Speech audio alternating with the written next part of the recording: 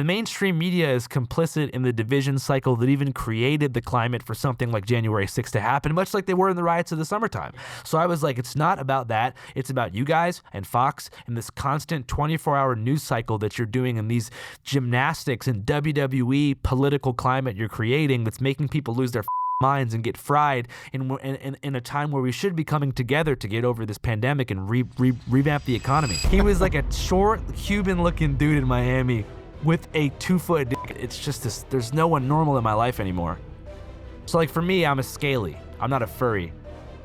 So you're a reptile. Yeah. What's this about getting shot in the ass? I got shot in the ass by the National Guard. Okay. I would probably not be having one-night stands and random encounters with people I met. I understand that you have to ask about it if you're doing a podcast.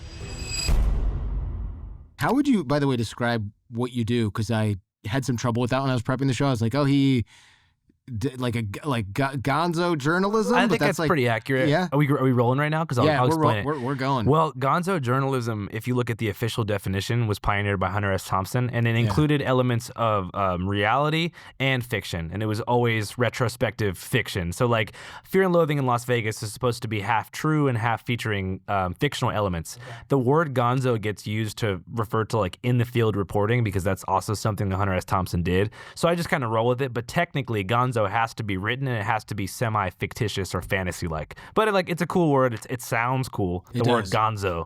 So I just kind of roll with it every time it's mentioned. Yeah, no, I'm with it. It's just I shouldn't admit this. It's usually like a category of porn. I didn't know it was a real category of journalism.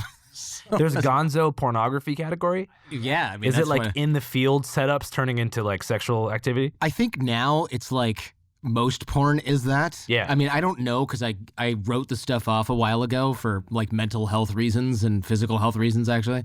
But I think now it's like what most of the videos are. I think back in my college days in like the early aughts, it was like, yeah, it's not like in a studio. It's like a guy has a camera in a bed with a girl. Like fake taxi or like fake POV? Yeah, stuff like that nonsense. Yeah, because like the Pizza Man setup got kind of played out. Yeah. And a lot of people became delivery guys and realized we're not getting laid. Yeah, no, it's like, man, I've been delivering sandwiches for like 6 months and I've gotten laid 0 times. Well, it depends where you work for. I think if you work for Erewhon and deliver like really healthy sandwiches, you could have a chance at like meeting someone nice. But Jimmy John's. It's exactly what I was picturing. Incel profession. No offense to people who work for Jimmy John's. I just mean being a delivery driver may not be fruitful in the romantic department. That's true. It does depend. You're right. Erewhon, definitely highest chances of getting a piece. Totally.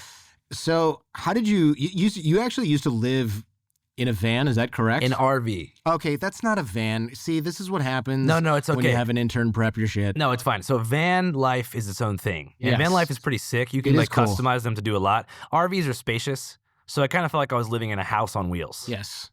Yeah. Okay. So you started the all gas no brakes, which by the way, love that. But then it blew up so fast.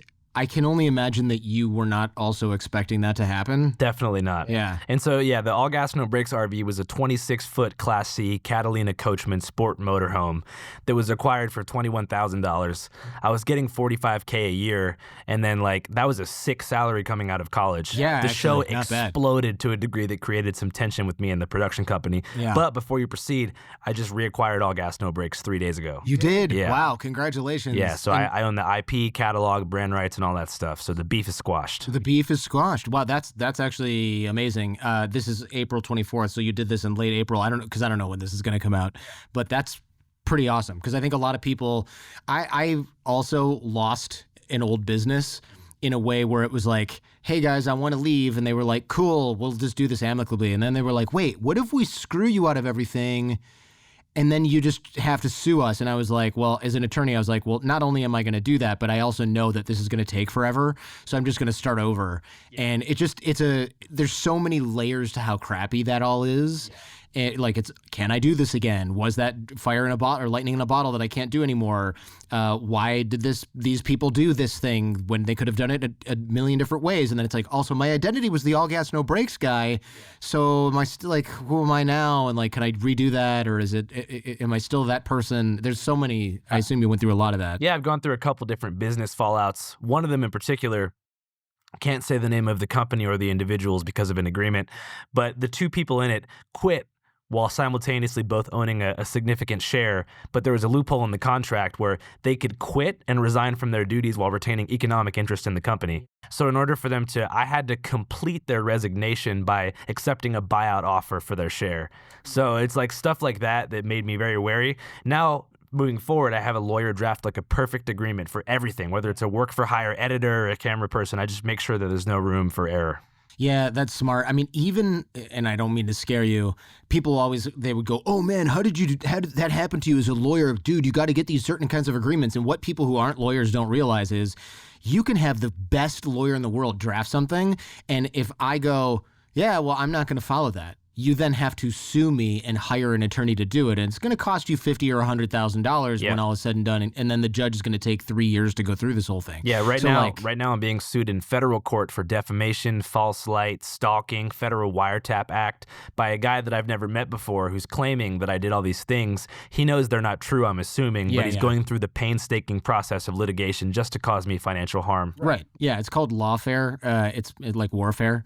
And false light is really tough. So, I mean, that's one you throw at somebody when you're like, dude, just throw everything at the wall and sue. It's like emotional distress where the judge goes, nah, but like you have to get it to a judge, which is $30,000 in lawyer's fees to that point. I'm like $150K down right now. It doesn't surprise me at all. I'm sorry to hear that, by the way. People who do that are a-holes, but that's how like rich people can just basically harass somebody into silence. Yeah, I never realized that civil court could be used in a bullying capacity 100%. like that. Yeah. You know, like even if someone signed an NDA or even if you've established a fair business interaction with somebody, they can go back on it. And even if they're wrong, they can still make you pay. Yeah, it's really crappy because as a lawyer and a non-terrible person, I try to do things right. Like you try to always do something amicably, even if it's not just because the law likes it, but because like who needs more enemies than you accidentally make throughout life, which is hopefully zero. You're a lawyer? Yeah. Oh, cool. And you've done like a media law before? A very little bit just on my own behalf. But before that, I was a finance attorney. So just like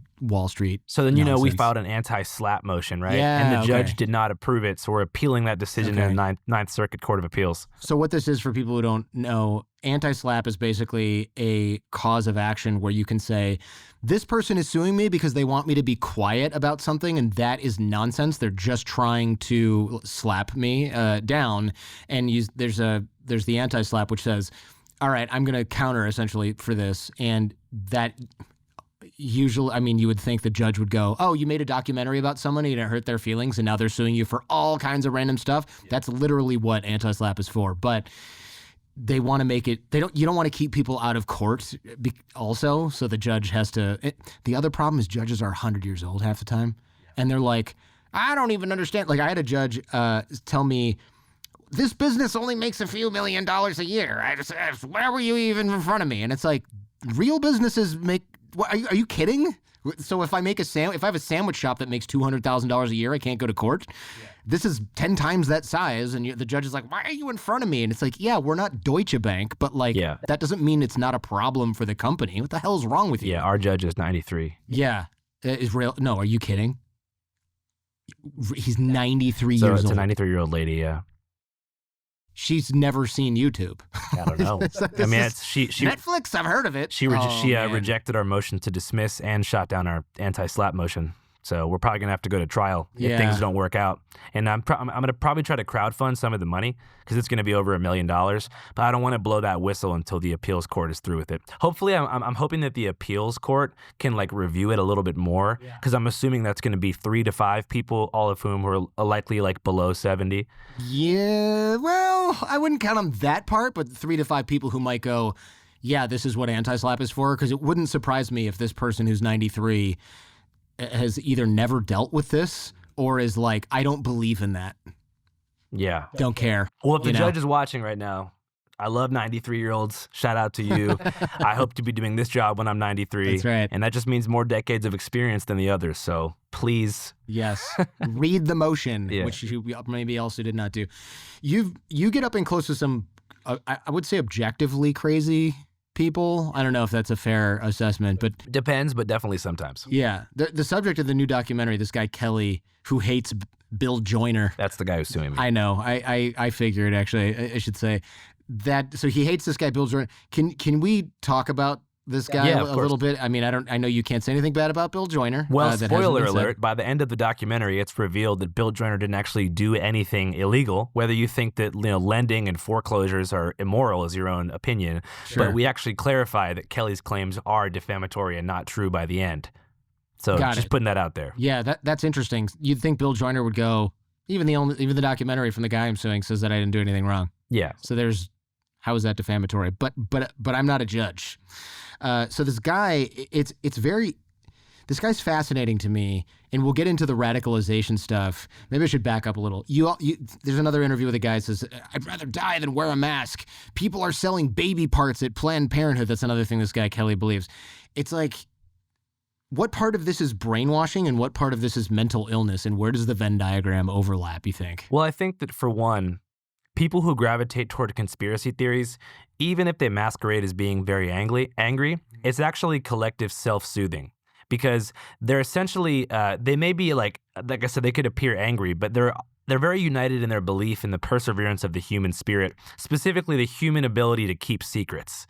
Right? In a world full of random variables where every single day loose-lipped clout chasers and people who are just like leaking stuff on Signal are throwing totally straightforward operations off track in a catastrophic way, the conspiracy mind frame tells people there's someone with a plan and they're pulling the strings. And right? it doesn't make, and the conspiracy way of thinking doesn't make you do the intellectual legwork of actually identifying who these people are. So you say, all right, there's someone that's a demonic force, but the point is someone's got a plan. And so I think that a lot of people who gravitate toward conspiracy movements, their life has fallen apart, and so they can, hold on to certain nuggets of truth and draw a correlation where it doesn't exist to prove some kind of order. Because poverty and decay comes with an existential crisis, and conspiracy theories offer a band-aid for that. Right. So it's kind of like, there's so much chaos in my world. Lost my family, lost my house, lost my car, kids won't talk to me, career falls apart. It's part of an evil plan. It's not the result of all these terrible decisions that I've made over the last 20 years or 10 years. It's part of a plan. And also just even collectively as a country, like everybody I know is worse off economically now. There's all these things going on. Surely someone is pulling these strings. It's not just a series of bad decisions by the leaders that we have voted in collectively. Yeah, because you'd have to accept the random, chaotic, and horrific nature of humankind, that nobody knows what's going on. Yes. And the idea that there is a shadowy cabal of unknown figures that are making very deliberate, coordinated plans every day is comforting to some people. And for the Planned Parenthood stuff at the very beginning, I mean, there's some truth to what's being said, right? Let's keep it real. Planned Parenthood does, in fact, have some system set up where they donate some of the embryos and the fetuses that are aborted to science for research purposes. I didn't know that. Yeah. I mean, they do that at the morgue, too. Yeah, there's organ donors. Yeah. There's plenty of situations like that, right? But they're not selling the baby's parts. Well, I mean, you can look at it how you want, but they're definitely not selling them to a cabal of satanic Epstein Island residents who are then using them for ritual purposes. Right. So it's when you draw certain correlations, there could be an argument to say, I don't think any people who have passed away, whether it's a fetus or a living human old person, should be you could argue that their bodies shouldn't be given to anybody for research purposes. If that's your stance, you think once people rest in peace, I don't want cremation. Let them decompose safely in a casket. That's a normal position to have. If that's how you feel, but that's not, like I said, the conspiratorial way of thinking is no, this is actually just the tip of the iceberg to a far darker situation happening. Right. Yeah, that's so interesting. I wonder, aside from politics, you mentioned the person's life is falling apart. What does that look like? What factors make people so susceptible to being brainwashed, persuaded by QAnon-esque ideology, other kooky ideologies? Every catastrophic generational event is a big conspiracy pilling moment for the masses. For us, it was probably 9/11, the Iraq War. These are all situations that create despair, whether it be people dying overseas, COVID, obviously, massive economic recession, social isolation, all of these things, the LA fires. There's plenty of traumatic, collectively traumatic events that cause people to ask questions because they're upset. That's a perfect time for someone to be fed disinformation. Yeah, that's true. That's a good point. I've never thought of it in look, it's really obvious when you list the events because those are the things with the most conspiracies around it. When things go bad, people look for answers, and then there's lots of theories that are floating around because people are desperate to find answers. And like I said, the conspiracy route gives people an easy answer to complicated questions. That is insightful, right? It's the easy answer to complicated questions. Yeah, like I said, you don't have to do the intellectual legwork of identifying exactly whose plan it was, but it was somebody's plan, the evil nebulous force that is trying to take everything from the hardworking American patriot. For Kelly, the 2008 recession and the economic fallout after that was probably his catalyst. Yeah, we'll get more into this dude, Kelly, because he's what a find, right? I mean, when you come across a guy like this, you've got to go, wow, this is great. But also I feel bad for this guy. But holy crap, I'm so glad I met this guy. Because you ran into this guy like kind of in the street. I ran into him at a White Lives Matter rally in 2021 in Huntington Beach, California. But to clarify, he wasn't a part of the white supremacist group that was planning to show up. So what happened? It was like it was a boomerang effect, right? Where Antifa and Black Lives Matter showed up to counter protest the Klansmen. He's like on the third string MAGA group chat being like, Antifa is at the pier. So he's showing up to confront Antifa thinking it's an Antifa rally, but they're there to confront the Klansmen who never showed up. It's called, I think the FBI calls it a honeypot. Yeah, that's so funny. So they probably were like, "Hey, dude, we're just trying to catch some. Yeah. We're trying to catch some Antifa violent guys or whatever. You don't need to be here with your what he had that triple flag thing. The four-banger. The four-banger. So there's the four-banger is Kelly's battle staff. It's a Sherwin-Williams extendable flagpole. It has 4 flags on it. There's the All Lives Matter aborted baby flag. I think there's Blue Line, Gadsden Don't Tread on Me flag, and of course the American flag. And the American flag, yeah. At the top. So you get into conversations with a lot of these people. I mean, I talked to some of these people casually, not on the show, but you talk to these people professionally. And one common thread is that a lot of them have a deep personal tragedy. So it's not just like, oh man, 9/11 was really bad, traumatized all of us. This is like they had something severe happen to them, or usually kind of more than one thing happen to them. In the case of Kelly, it's like he lost his home, but it was like, it's not really the beginning. That's not the beginning of the story for this guy. They connect that to this, I don't know if a wider spiritual war. Like it somehow becomes God, Jesus versus the Democrats. And it's like, dude, you had your home foreclosed. Like, how does that happen? So that leap is what I'm interested in. But also I feel like that's the common thread, is that these people have a personal tragedy. And then it's like, instead of dealing with that, they do like a sidestep and they go, now I'm a spiritual warrior. Well, it makes it so they don't have to complete the grief process. Yes. And they can be stuck in between anger. I guess, I don't know exactly. Between denial and anger is pretty much where that radicalization happens. So I theorize in the movie that there are 3 core needs: security, significance, and connection. Yeah. Security is like a home, an actual like roof over your head, a bed to sleep on. Significance is like your place in society. So it's typically in line with like, employment or creative contribution. Like for me, I find significance in doing journalism. Like even right now, you're interviewing me on a podcast. Like your show is part of your significance. Yeah. Your security is where you lay your head at night. Connection is the third most important need, and that is something that is not related to security or significance, and that's like human connection.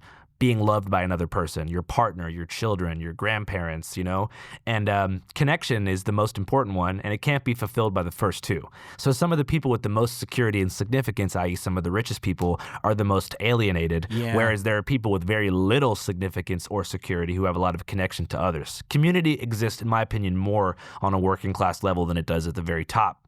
That makes sense. And no, sorry, continue. I think that part of the reason Kelly had such a fallout is because in this country in particular, everything is sort of connected. Like there was a 1950s Levittown, Leave It to Beaver era thing that said, strong fences make strong neighbors. That's a distinctly American dream post-war thing where your status is inextricably connected to your own privacy and the walls that you build in between the people around you.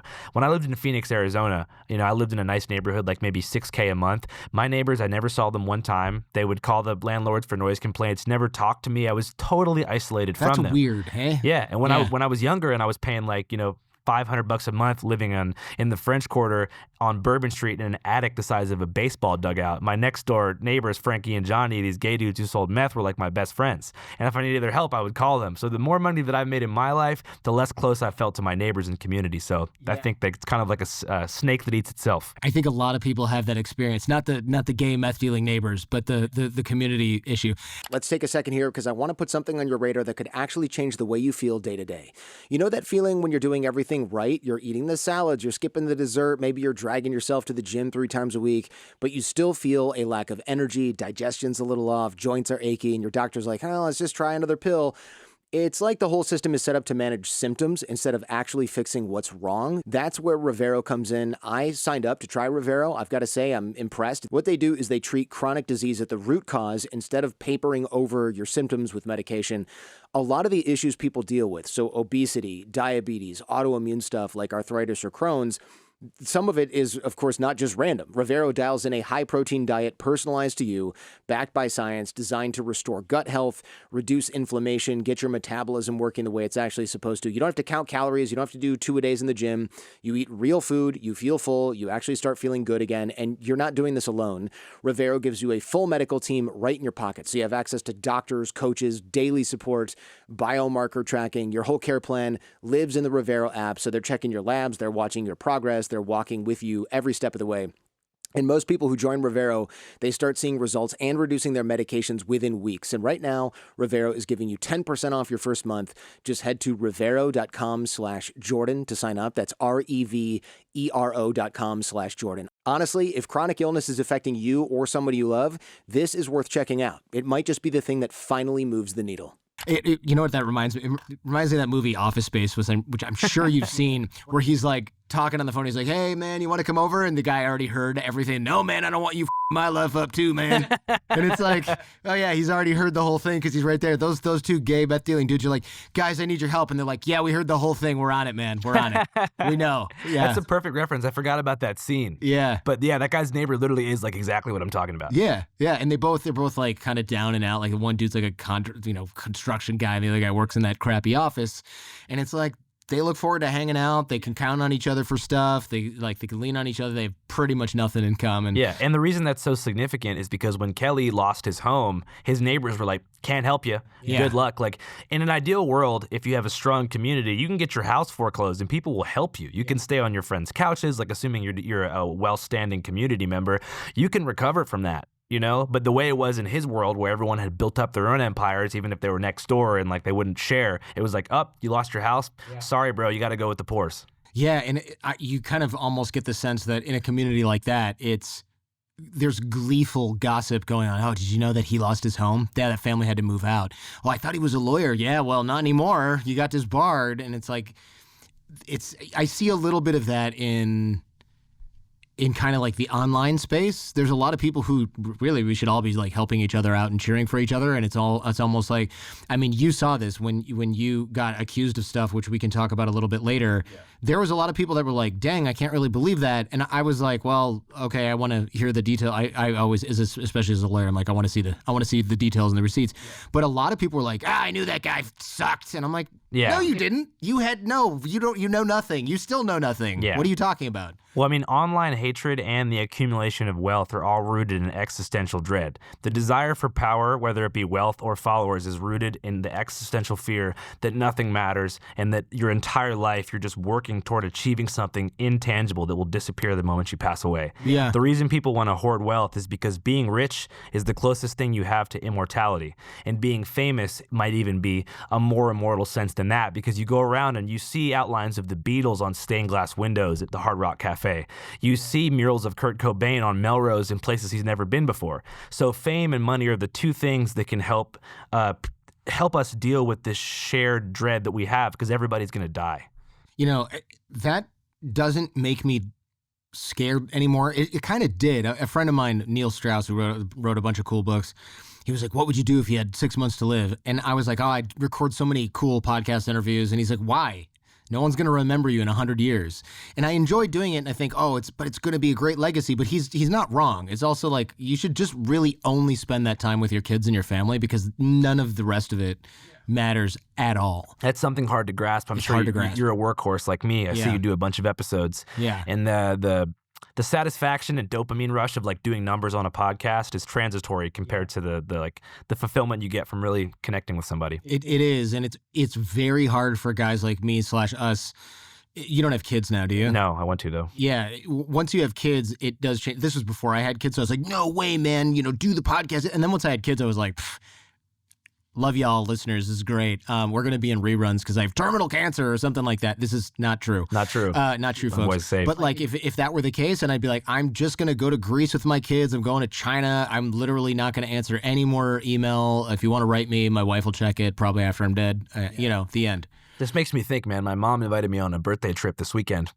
I told her I couldn't go because I had to record a broadcast, but maybe I should just postpone that and go with her. Yeah, just go with your mom, Think dude. so? Yeah. Make those memories. Right? It's her birthday or your birthday? It's mine, but like we haven't got happy to birthday. spend time together, just us in a while, But Dan, the way you said that, I'm the one who brought this whole train of thought up, but you kind of drove it to the station. Maybe I should just say the broadcast this weekend and go to San Diego. I mean, how important is the broadcast? Can it be moved? It can be moved. Yeah, just move it, dude. Yeah. Yeah. Like, I whenever I miss important stuff, I regret it 100% of the time. And like I missed Halloween with my kids this year because I was in another country, and I was like, oh, it's early Halloween. My dad's taking the kids, my wife's taking the kids, and I was like, how was it? She's like, oh, they had a good time. And then she goes, well, okay, if I'm 100% honest, all week they said, why is dad missing Halloween? Why is dad missing Halloween? And then the day of, they were all really bummed that you weren't there. And then the whole time they were like, you think dad will meet us later? And I was just like, and she's like, I'm not telling you this to make you feel bad. I'm just telling you. And I'm like, I am never going to miss Halloween again. Because for me, I'm like, Halloween, it's like 90 minutes max before they get bored and tired. Who cares? They're not going to miss me. My whole family's there. Yeah. They only wanted me to be there. And I was like on a plane. Damn. So like, this year you're going to be extra. Hell or high water. I'm waking up with my costume. $1,000 makeup. That's right. Yeah, I'm calling somebody from the Marvel Studios to come do my You're like, Halloween I'm going to costume. scare people in my neighborhood. Right. My own kids are going to be scared That's right. shitless That's when right. they see me. It's going to be Voltron with my daughter on my right arm and my son on my left arm. You guys Yeah. live here in California? We live up in San Jose, yeah. Oh, cool. Yeah. How do you feel about staying in California? I like it because my wife's family's there and my parents are there. I moved them in from Michigan. And I like my neighbors, speaking of community. It's actually really cool. We have like a neighborhood watch because somebody tried to break into my house a couple months ago and freaked everyone out. We were home, so I scared them off. Holy shit, that's terrifying. It's really scary. Luckily, the cops were like, look, this is a break-in crew. This is not a like come and kill everyone in your house crew. And you could tell because on the cameras, they kick my window in after looking in our windows and not seeing anyone because we were in bed like 8 because I got little kids. And I was in my bedroom. They kicked the window in and you hear like, get the out of here. From you? Yeah. And then they like stand up like, oh crap, there's someone home, and they just took off. Damn. So it's not like I'm some hard ass. I actually didn't see them. I would have bought a MAGA hat for the day after that. I was like, this is fucking bullshit. Yeah, no. California. Yeah, those communists tried to come in here That's and right. convert my children to MS-13. Yeah. So look, at the end of the day, I like California because I love the weather and I go outside like every day. I'm always outside doing stuff. I grew up in Michigan where literally half the year I'm depressed AF because apparently seasonal affective disorder is a thing. And I didn't know that growing up. I just thought like, wow, really hate life for 6 to 8 months. This is normal. Yeah. And then when I went to LA for a temporary period when I lived here, I was like, wait, you can just skip winter? Yeah. You just opt out? This is awesome. Yeah. You can also opt out of winter in Arizona. Yeah. So like, But if you then want to you're save a forced few to zillion brave dollars. like the worst summer imaginable. Because I'm from Seattle. I had a similar like seasonal affective thing. I moved to New Orleans for college, and it just swaps. Everybody's depressed in the summertime there. Same with South Florida. And I was like, oh my God, this is really the spot. But I asked you that because so many different podcasters, entertainers, and just business people have left California. I think they lost $4 trillion in wealth in the past year. And I just got my IRS statement. I just got my like tax thing. They're going to take 45% of my income this year. But don't you have an accountant that's like, Andrew makes $60,000 and everything else goes through the business? Yeah, but still, this is like federal plus state. And now I'm thinking like, dude, I love it here so much, but like, is this worth it? Because I can hire more people and pay less for rent money in a different state, but then you have to live in a different state. I know, that's true. You can spend a lot of time in California and live and have your business in another state. It's just how much time, like, do you want to spend every other week in California and then your business is in Nevada? Yeah. That's a pain in the butt. Once you have kids, you kind of can't really do that. Yeah. I wouldn't mind the taxation if we were living in a utopia. Like they actually took care of people, created tunnels under the freeways that alleviated traffic. And you just saw like lots of people coming here for business. But in turn, it feels like I don't know if they're embezzling it or just giving it to nonprofits who are doing nothing with it. But it's crazy because it's like you look at other states that have reinvested their money properly and it looks great. Like even if you go to Vegas right now, you're like, damn, this place is booming. It is booming. It's cool to be around somewhere where there's like young hustlers and people getting to it, as opposed to here. Like I have an office in Universal City, and like my janitor was like mopping the floor and like pointing to empty offices and being like, Michael Jackson once recorded "Beat It" right there in 1995. It feels like I'm in Detroit after GM shut down. Yeah, that's sort of depressing.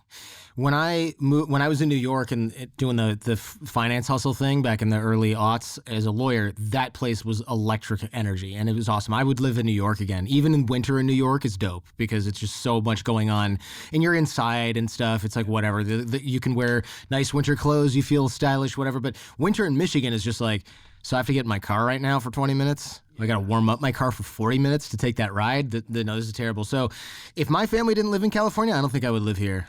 It's tough. But also all my friends who moved to Austin are like, same problems, different weather.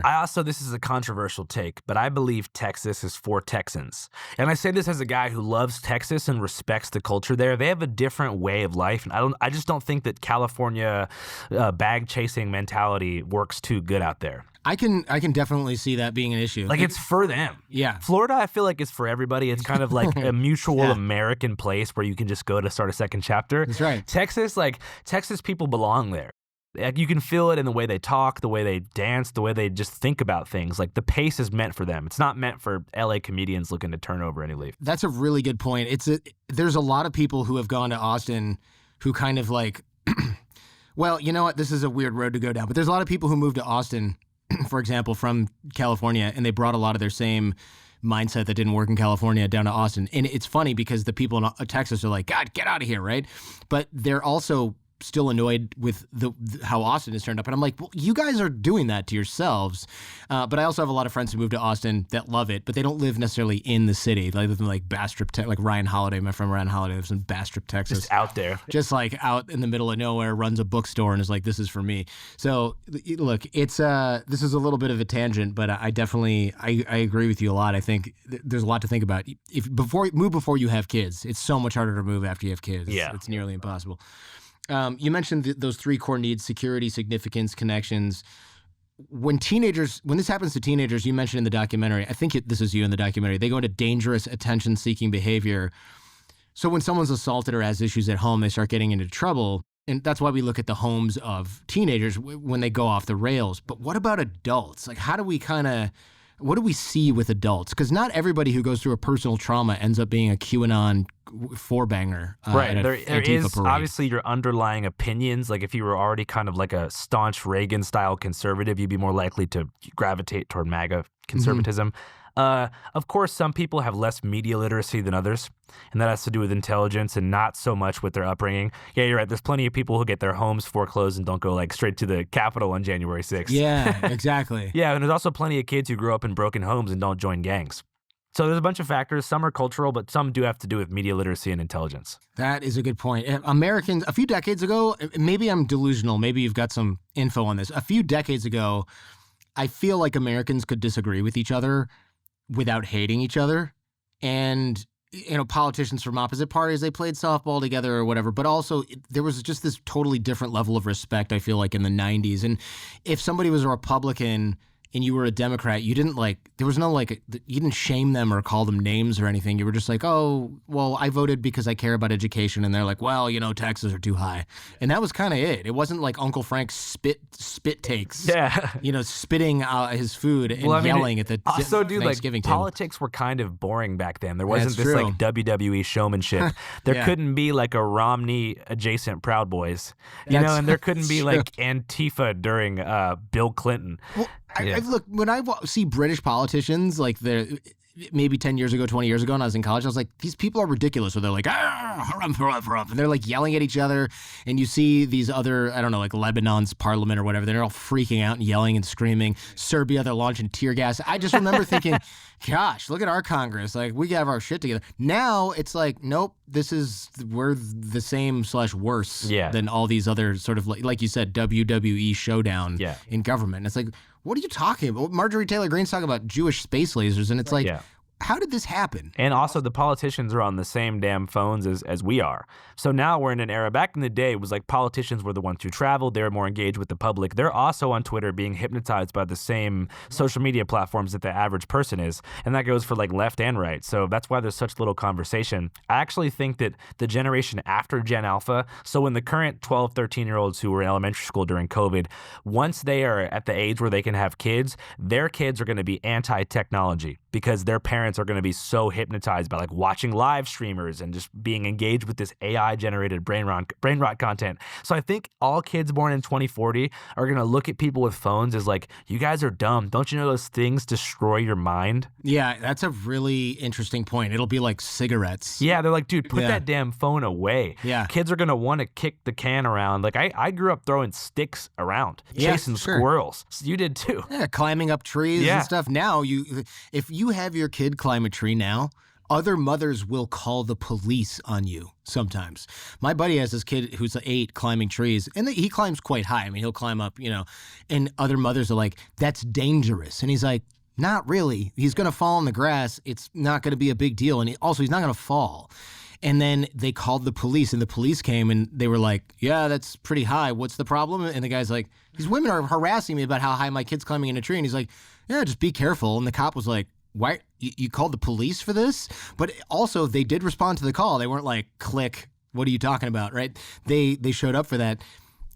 That's insane to me also. And you're right. I think that next generation is going to be like, yeah, my dad's always on the virtual thing. Yeah. And I'm going to be sitting there like, no, this is cool. The movie looks 3D. And it's going to be like, Dad, touch grass, man. Totally. Because I think that already now they did a survey. I think it was like related to the new Madden games where people actually preferred to play Madden 2007 to 25. Because it turns out that we're at this point now where people prefer nostalgic video game graphics to hyper realistic graphics because it makes them feel kind of like a loser. They're like, here I am controlling this man who looks real and stronger than me and playing a fake game. Back in the day, like now there is actually more of a demand for a regression to back when things were more fun and arcade-like. And we're going to see that more and more. There's an anti-tech movement that is brewing, and it just hasn't hatched yet because Gen Alpha doesn't have any kids. That is quite fascinating. I'm actually looking forward to that. I do need my son, who's 5 right now, to slap the iPad out of my hand like I want to slap it out of his hand. Yeah. Actually, what's funny about this is my kids, they love iPad. They love watching stuff, and they learn a bunch of stuff. They always want to play with actual toys. And if they have a choice between iPad and Legos every time. If they have a choice between iPad, phone, and running outside, run outside every time. Bubbles, flying planes, whatever. So your kids might be that anti-tech generation. Yeah. That's awesome. They're 3 and 5, and like they'll love the iPad if they're eating. When they're done eating, they don't want that thing at all. And sometimes my son will be like, iPad, please, and we're like, no, we're going to talk. And he's like, okay. And I'm like, wait, that doesn't work on anyone over the age of 10. What's going on here? And just, look, sample size of 1, I guess, or 2, because I have 2 kids, but it's pretty incredible to see. And, all you hear is that kids are addicted to devices. Sorry, Mom. Sorry, Dad. My parents are addicted to the devices. Dude, honestly, in the same way that a lot of parents don't let their kids have social media until they're 13 or 14, we should do a similar thing with people after they turn 80. Yes. Or maybe even 75, where they have to be supervised on Facebook. Because I've seen some old people fall for some real terrible computer art that anyone can tell is fake, like Hillary Clinton eating a baby, and it's just so obviously like a dead baby photoshopped as on Microsoft Paint over an AI Hillary Clinton with giant jaws, and they're like, look at this picture. Yeah, they're like, holy photograph. Shit, you sound like a kid. Yeah, this is a kid who's intellectually disabled and doesn't understand that it's a cartoon. Yeah. That's crazy to me. Gosh, do you subscribe to the idea that any of this, speaking of conspiracies, is any of this culture war stuff a manufactured distraction, or is it just the result of bad incentives? Well, clicks? I think that most of the things they talk about are true, but it's just a matter of scale. For example, the trans sports stuff.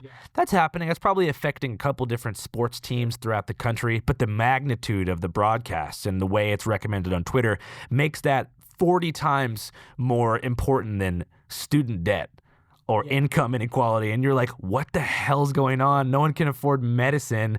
The average, in 1990, it was so crazy. The average cost of a 4-year university for a bachelor's degree was $9,000. And people were leaving with no student debt and an 85% chance of getting a good job in the white collar sector. Now, The average cost is between $45,000 and $68,000, and it's the average debt that people have is almost twice that, and they're 3 times less likely to get a job. That's a big problem.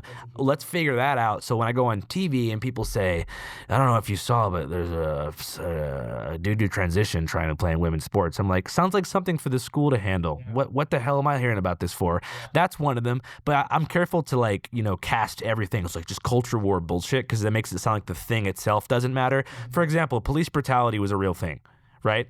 Yeah. It dominating the conversation in the way that it did for that long on a corporate level made no sense. I suppose that's true. Yeah. I mean, I don't know the stats or anything around that stuff. Yeah. I'm just saying, like, even if you look at trans rights, trans people by state, in a lot of states, don't have access to the healthcare that they need, period. Women's rights, that stuff's real too. That is the real. ability to have an abortion is important, especially if you're young or you didn't want the baby. It's a real thing.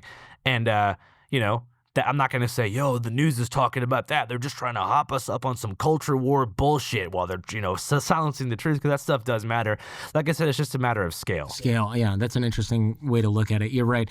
I do feel like certain things are nonsense distractions, especially the trans hysteria. And during the election, it was crazy to me when you looked at what they were talking about, the politicians. You would think that was the biggest problem or issue in the entire country, was whether trans women could play soccer or something like that. It was just like unbelievable.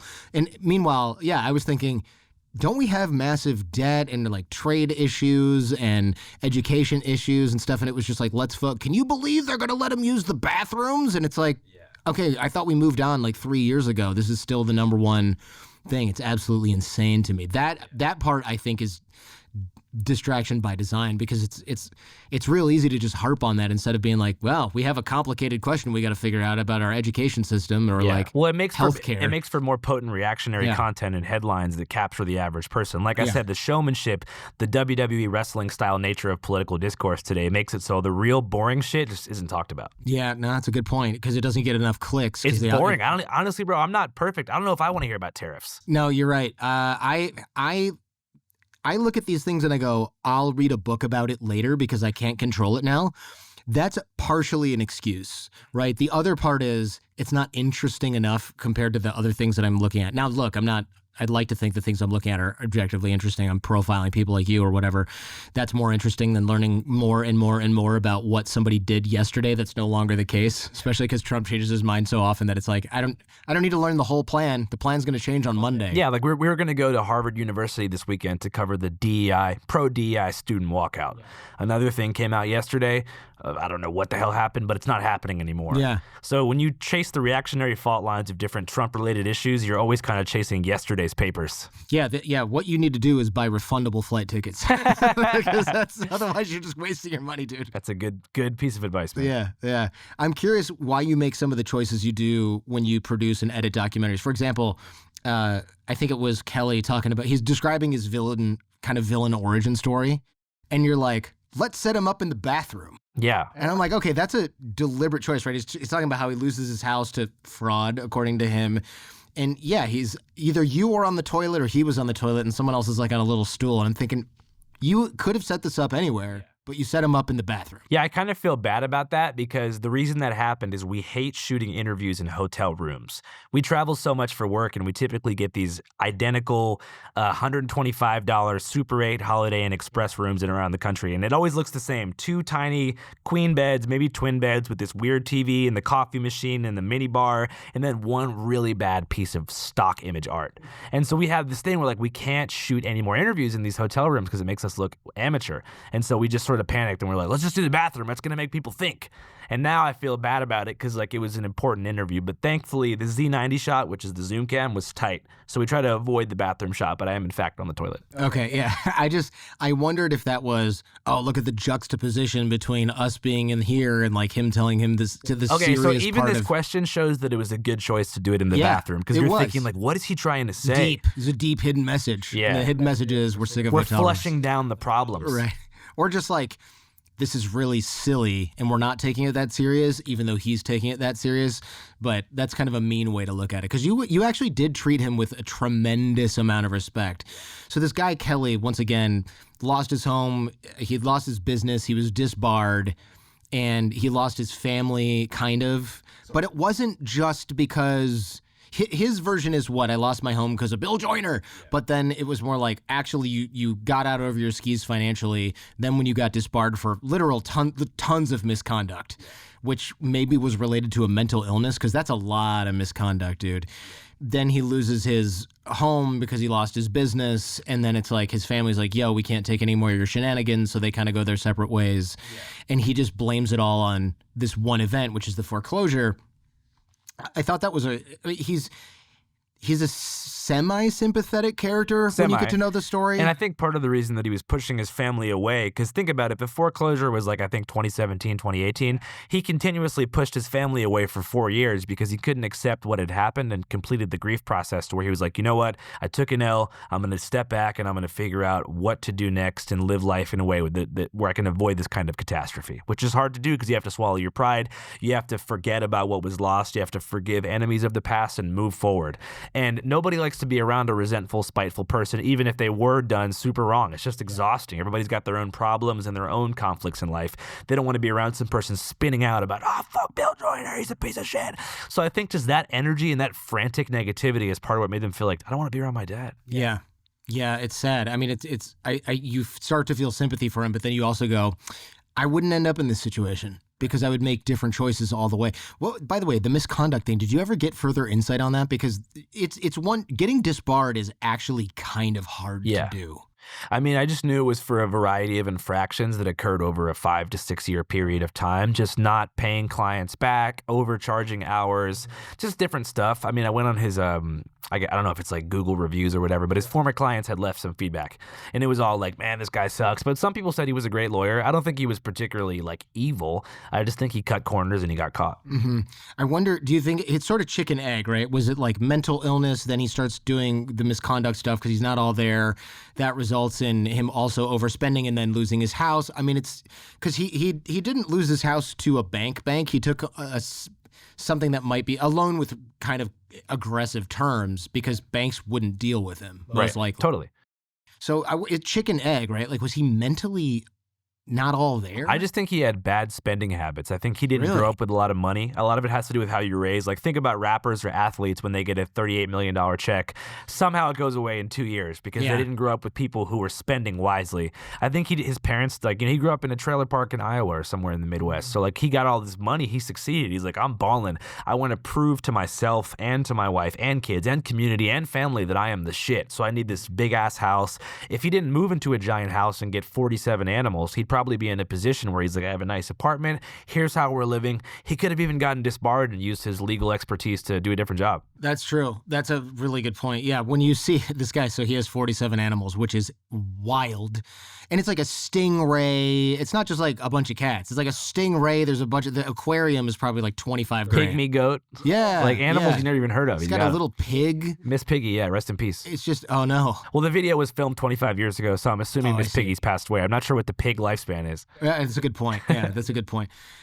You know, this super interesting fact, you talked about the January 6th rioters. 60% of January 6th Capitol rioters had recently filed for bankruptcy. 20% had recently lost their home, and 50% were in severe debt. That was a massive... that was like a slap across a shot across the bow, like a real wake-up call, I guess you would say, for me, because I was like, who are these people? You know, is it just a random cross-section? No, it's the same people who have this deep personal tragedy. Yeah. Bankruptcy is serious because it's not just that you're out of money. You usually lose your assets, which is like your home and your business as a result, which can have profound personal consequences. So those are the people, by and large, that ended up breaking into the Capitol building. Yeah, because they kind of they channeled their personal grievances into a larger, like, grand spiritual battle. Right. And thinking the way the politicians talk, like, there is a conspiracy to take things from me and from you guys. Mm-hmm. If you're doing well and financially stable, that rhetoric's not going to land so well. You're going to be like, I'm doing pretty good. What the hell is this guy talking about? America's in decline. We're under attack by the communists. What do you mean? You know, illegals are taking jobs. What jobs? I have a job. You know, most people can't see beyond their situation. If you're somebody who just got screwed over by a landlord or an authoritative figure in your your life who didn't give you the benefit of the doubt and, cast you to the side. Here comes a politician who's like, this is happening to you and me and everybody who's good. And in a way, it works perfectly. And, in a way, you kind of feel bad for some of those people. I felt bad for most of them because the way that they end up there is not, these are not universally losers, right? Some of them were like the guy with the Auschwitz t-shirt. Like, this is a guy who clearly has never a productive member of society. But when you look at a guy like Kelly from your documentary, yeah, he's a lawyer. He had a great business. He had a couple kids. He had a nice home in Laguna Hills. He lost all of that stuff. And it doesn't really even matter whose fault it was. The fact is that he lost it. And so it's sad to see that downfall from somebody, and it can result in those sort of mental health consequences that result in radicalization. I'm not trying to get too in the weeds on this particular guy, but I do think it illustrates the complexity of factors behind the breakdowns that these people have in their lives that lead to extreme belief systems. And on the other end, I think that there's extreme leftists as well. Yeah, but I want to hear it's about typically and not always caused by an over-fulfillment of core needs. That makes Tell sense? me about that. Yeah. So in a way that radical conservatism is about a mythologized past that needs to be revived, oftentimes radical leftism or liberalism, I'll say, is about a mythologized utopian future. And a lot of people that you see are the most active in the protest movement are those who actually grew up quite wealthy, had their core needs fulfilled, have two loving parents, then go to college, hear something, and for whatever reason, shave their head or dye their hair and get a spider web tattooed on their head, and now they're going to jail for Palestine. What's the spider web thing? I don't even know that. It's just certain hipster styles. I grew up in Seattle, so I grew up with anarchists, and I know that like most of the hardcore, like throw a Molotov cocktail at the cop type of people have loving parents. That is quite fascinating because for me, I would think, wow, this guy got into skateboarding and the rest is history. No, it's but the people feel like I grew up with a lot and I'm learning as I'm getting older, because obviously micro-traumatic media is like pictures of sad people who are oppressed, that they deploy on the liberal side. They're thinking, I feel so bad about what I have that I have to go above and beyond to fight for those who don't. Mm-hmm. Which is well-intentioned, but it often leads to a lot of appropriating of other people's causes, a lot of paternalistic attitudes about minorities or who they perceive as being disempowered, a lot of weird ways that you see white people talk about black people, stuff like that where you're like, this is weird. Why have you met a black person before that's not like a part of your social group at school? Yeah. Like, have you ever gone to a black neighborhood and made friends? It's pretty easy to do. You should try it. Yeah. Go do that for a little bit and then go to the protest after and be like, these black people leading this protest don't exactly think the same things as all of my friends who are black, who are their own people and have a diversity of opinion. Yeah, that's quite fascinating. So political fanaticism, you said something along the lines of it's built on top of unprocessed trauma. Yeah. Is that both? You think that's both for the right and the left? I think it's possible for the left. Definitely, those who grew up very poor can become extreme progressives. Yeah, for sure. And I'm pretty far progressive. But I mean, like, those who are the most vocal and doing extra out shit, like shining laser pointers in the eyes of police officers and carrying around squeaky pig toys and terrorizing the police like they do in Portland and Seattle, most of those kids don't have to work. Yeah. Because like if you did, most conservatives are installing HVAC. I don't want to say that. I don't want to make it seem like every conservative is a blue-collar man who's fallen from grace, because that's not true. But like I know a lot of hardcore conservatives, and they work real jobs like farming, in the actual working class sector. That's why it's kind of hilarious when so much like progressive leftist logic is about the working class versus the ruling class, when the far majority of the agriculture and manufacturing sector is conservative, because these people want to get taxed less and they don't want to see free stuff being given to the homeless and poor. Yeah, that's quite that's an interesting. It's really hilarious. Like you have trade unions, like the Starbucks union and Workers United and stuff. They're doing great work. I'm not going to discount unions or something. I'm not an asshole. But like it's just kind of funny growing up in Seattle, then moving to the South and going back and seeing like the most rich kids from my high school are now like dedicating their life to social justice causes. And I'm like, that's crazy. You used to say the N-word at house parties. Yeah. Not with the hard R, but like singing along to YG. Oh, that's okay. But if you're dude, I would never do that. You wouldn't even no, dude. I grew up in the inner city. Like that's just weird. Like I'm just not. It's not. I'm not wired that way. Feel like, okay.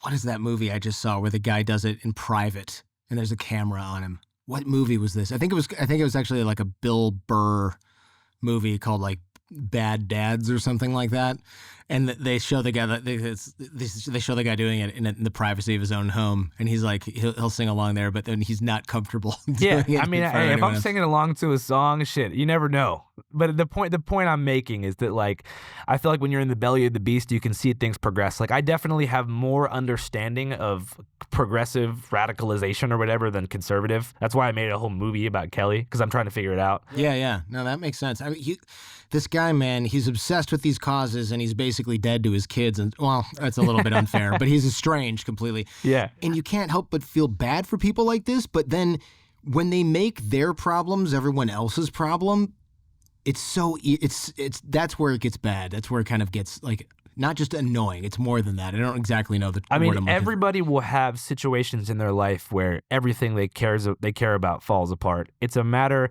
of rebounding from that in a healthy way. Yeah. And that's the thing that some people can't do. A lot of people live in perpetual victim mindset about certain things, and I think that he was like that to an extent too. As much as the Trump conservative crowd wants to be like, we're not victims, like we're not going to say that we were ever disadvantaged in any capacity. A lot of them are stuck in anger about an enemy of the past who's no longer even thinking about them. Jeez. You've been to some of the most charged, chaotic, bizarre events in America. What's something that shocked you, something that you didn't expect going in? I didn't know furries would be that cool. Really? Yeah, furries are chill. They're not even weird. Tell us what that is again, because I think some people don't know. Furries are people who dress in anthropomorphic fursuits that cost like a lot. Like Chuck E. Cheese. Chuck E. Cheese, but it's connected to like an anime-adjacent fandom of nonverbal animal interaction. Oh, it's nonverbal. Well, it's verbal, but you don't use your real voice when you're in the fursuit. Oh, so you talk like, oh, hey, everybody. Yeah. Like Hello, a Mickey Mouse. I'm Andrew. Oh, really? Yeah, Wow. sometimes. So that's strange. What's going on there? I don't know, but a lot of them have a lot of them are on the spectrum and they're just chill. Okay. I thought they were gonna be all like zoophiles. Yeah, I mean the sort of rumor about it is it's all a bunch of weird sex stuff Well, going I mean, on. they do some sex stuff, but it's mostly just like playing around. I mean, that almost seems kind of. I kind of want to. I hate to say this. I kind of want to see that. You should get a fursuit. It's like it's gonna run you like $4,000 then. Do I have to get one, and you can't just be like, "Yo, I'm here to cover this as a journalist"? Well, I feel like your furry orgy. You kind of have to be given a persona. You have to develop it. They can tell if you're a poser, like kind of if you go to a country music concert, and you have your cowboy hat. Right. Like one time I wore a cowboy hat to an event in Virginia City, Nevada that was camel racing. I didn't know I had a women's cowboy hat on with like a bedazzled cross on the front, and like they were not with me. Yeah. So with the fursuit, you'd have to really grow into it and develop your voice. I see. So like for me, I'm a scaly. I'm not a furry. You're a reptile. Yeah, because I was close with a reptile back in the day who passed away during the American Idol finale in 2006. That was when Bo Bice lost, who was my favorite. So Bo Bice loses. I go into my room. Snakey, the gecko, was dead. It was the worst night of my life. So I felt like when I was becoming a scaly at the Midwest Fur Fest, I was channeling the spirit of my lost brother. I kind of feel like I'm you in one of your videos right now interviewing somebody. Yeah. You're just telling me that. Why do you think I'm so good at it? Yeah, that's really funny. I guaranteed somebody who listens to the show, many people are furries. I would love for them to email me and tell me like what they perceive, because is it you said given a persona, right? So do other furries tell you what they perceive of you? Is that how that happens? Kind of, but you might come up with a couple names yourself, but if you have a real certified furry homie and you bounce it off them, they'll be like, nah, that's not you. Like at first I was Franklin the Fantastical Falcon, and they were like, nah, you're not a falcon. Because everyone's got a spirit animal, and I'm not, a falcon. Man, I am dying to know how I come across to that community. Yeah, they're cool. And no judgment, I'm just genuinely interested. I feel like I've asked this question before and I got a couple emails about it, but I replied and I didn't get answers. I think I don't want anybody to think I'm making fun of them. I'm actually just genuinely. No, you're coming off with respect. It's all good. Yeah, good. Is there any specific interview or rally moment that's haunted you aside from when you went to TJ Maxx and bought a bedazzled cowboy hat by accident? No, I have pretty bad memory. I mean, when conversationally, I can remember a lot of stuff, but I've just experienced. It sounds weird, but I've experienced so much that like that's not weird. I don't really remember anything unless someone's talking about an event and I have like 1,000 stories. Yes, but if you were to ask me straight up, like, what's a crazy ass interview you've done? I would say like, I don't know. Yeah, what's your favorite interview? And I'm like, gosh, I can't even remember the ones I did this week. Yeah, I literally don't know. But if you were to say like, what's your favorite interview you've ever done in Tulsa, Oklahoma, or Las Vegas at night? I'd be like, or like with a, I don't know, with a cop I could maybe come up with a couple. Yeah, Or totally. something like that.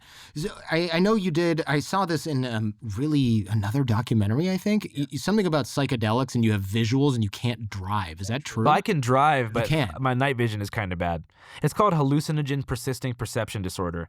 And researchers are not that sure about what causes it. But, if you want to get ocular real quick, no, it's caused from psychedelics like LSD, MDMA, peyote, all that. Wait, MDMA is Ecstasy. It can be caused from that. I know. But that can cause that? Yeah. That's alarming. I thought it would have to.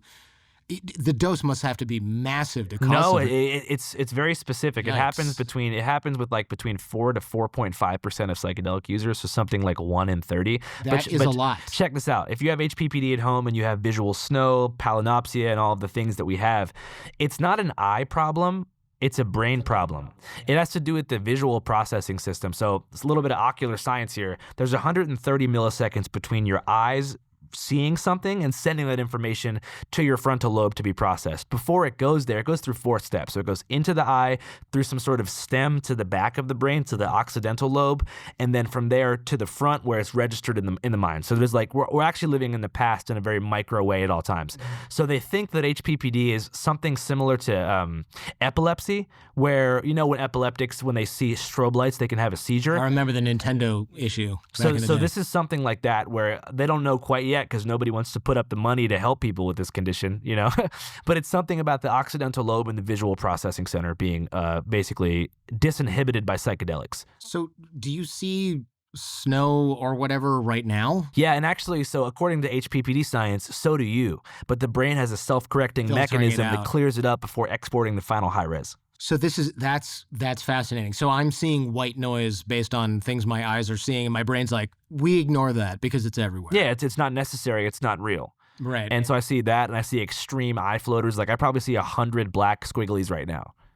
Wow. And I'm surprised that your brain can't then be retrained to forget to see those things or to not tell you that those things are being seen. Well, what I've done is I've trained myself to prioritize other senses. So I'll try to live a lot through hearing and sensation. Like when you're going through HPPD therapy, they say be grounded, feel the earth through your toes. Just do things that disengage your, just don't look at eyesight as the main way to perceive the world. It's generally the most important, whatever. Yeah. What's it called? Sense. Yeah. But if you start to prioritize others, that's the conscious way to retrain. What is depersonalization? You mentioned this in another interview, and I remember it was kind of terrifying because this thing that what is it called? HPPD? HPPD. The treatment, or not even, sorry, it's not a treatment. Something that can get rid of the symptoms is what? Benzodiazepines, which you should never take, right? And alcohol, which, can go wrong. Yeah. I mean, so the first person to research HPPD was Dr. Henry Abraham, who's from the American Psychiatric Association. He lives in Massachusetts. He theorized in the 80s and 90s that it was benzodiazepines, particularly diazepam and Xanax, that could help you not think about HPPD. It doesn't take it away, but it stops the anxiety mechanisms. And alcohol works as a suppressant, but the problem with alcohol is it makes you forget you have HPPD, but it makes the symptoms worse over time, and just alcoholism is generally bad. There are scientists now who are pointing to a couple different treatment options. One of them is over-the-counter magnesium every night, which apparently has worked for some. And the other is an epileptic medication called lamotrigine. And have you tried these? I haven't. I have to go to a doctor to get it. But it's shown some promising results, especially for kids, because there's a lot of kids who are prescribed Ritalin who develop HPPD. Oh, no way. Yeah. Wow. So this is something you can get for a lot of different pharmaceuticals. Then. Yeah, it seems to be totally random. Ooh, it doesn't have to. A lot of people say, man, you must have done a lot of mushrooms. I'm like, I did mushrooms 3 times. Oh, I just assumed that you were like, hey, it's college. I'm going to do this 7 days a week 14. for a year. Yeah. No kidding. So it must just have to do with developing brains and you have a pathway that wires or unwires that shouldn't be unwired or wired, and that's the end of that. And there's got to be a way to fix it, but the problem is you got 2 lobbies. You got people trying to make drugs look as beneficial as possible, doing clinical trials to use MDMA to treat PTSD and anxiety. Then you have the other crowd who are trying to make drugs who are just not trying to help drug users with anything. We're like, why would we help these brain-fried people? Here's the solution. Don't do drugs. How about that? How about abstinence? Those are the same people that are like, oh yeah, a lot of unwanted kids. How about just find Jesus and don't have sex before you get married? Exactly. And it's like, well, that's not working. And I look at HPPD much like that. It's a harm reduction conversation because right now psychedelics are decriminalized in 9 different states and in Colorado and Oregon, you can use them under a psychiatrist can give you them for supervised use. So obviously, if it follows the same trajectory as marijuana legalization, in 40 years, there's going to be mass legalization of psilocybin mushrooms. So I think it's important for people to know about HPPD so we can figure out how to cure it and how to prevent it. Once all that stuff gets legalized and 200,000 people get HPPD the following year, they're gonna work on it. It's got to be a simple mechanism if, in fact, it disinhibits the processing center in the occidental lobe. Yeah, man, that is fascinating. This is maybe a reach, but whatever. Do you think that interviewing other people in the very authentic way that you do, and then being able to watch yourself on video, maybe proves to you in some way that you are actually real? No, a real experience? That's the best question I've ever been asked in history. Really? Yeah, because you asked about. It. No one's ever figured that out. I don't know how you did that. Just because of I don't know. I watched a lot of your stuff. I've never said it. You thought of that. Yeah, I wrote Respect. it down. Yeah, thank you. So basically, depersonalization is the main symptom that accompanies HPPD symptoms. Because of the unreality created by your visual symptoms, oftentimes you become depersonalized. And depersonalization is similar to the second symptom, which is derealization. So the difference is that when you're depersonalized, you get the sensation that I am not real. I have no connection to my body. I am a nebulous soul being held prisoner in a skin suit, and particularly trapped in an escape room behind my eyes and trying to figure out how to escape the hell of self. That's super terrifying. Once you come to terms with the fact that you are stuck in the skin suit, derealization comes, which is, okay, I am real, but the rest of the world is not. Everything that I'm seeing is a non-sensory object, and everything in my visual field and in the world is a hallucination or a figment of my condition, and I'm the only conscious being on the planet. That's like the loneliest thing I've ever. I wouldn't wish the feeling on my heard. worst enemy, and I hate my enemies. Yeah. Wow. So do you feel that way now, or do you kind of like know that that's not the case? One day, after filming content for years, the derealization just left me. So it goes HPPD in my experience. It's first HPPD, then depersonalization, then derealization. And in the fourth stage, you can just break it and accept your broken eyes.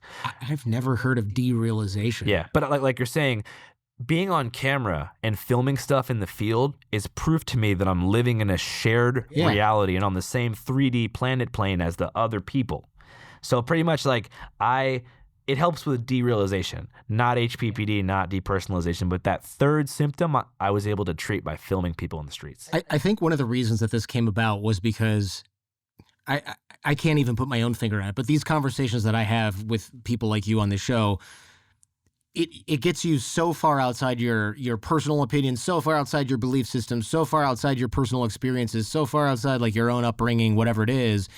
And that it also, I suppose, makes me realize that other things are actually, real. It's not the same though as yours is like way more acute. Like I don't think I've ever thought I'm the only thing real in this universe. Like that's too heavy. It's making my heart race thinking about it. It's scary, and what sucks about it too is like when you try to talk to people about it, oftentimes it gets mistaken for an existential crisis or like a philosophical musing. Like, what if I'm the only person? No, it is a sensation. I am the only person. Your brain is telling you that, and so when people try to talk you out of it, they're typically not doing it well. They're like, what do you mean? We're here together. And I'm like, you're the hallucination. Yeah, you're a hallucination. It's just like when you dream something, it's like, that's not real. Yeah. But I would imagine other people also might think, it's got to be hard to talk about because other people might also think, oh, look at this narcissistic piece of crap. You're the only person in the universe that's real? I didn't even think about that. Yeah, they're like, this guy thinks he's the center of the universe. Yeah, literally. Like, oh yeah, we all exist in your head, bro. We don't have feelings or wants or lives or anything. Yeah, it sounds like I'm justifying sociopathic behavior. Yeah, we're all just a hallucination for you to enjoy. But I remember I would look at cars driving by out the window of my mom's apartment,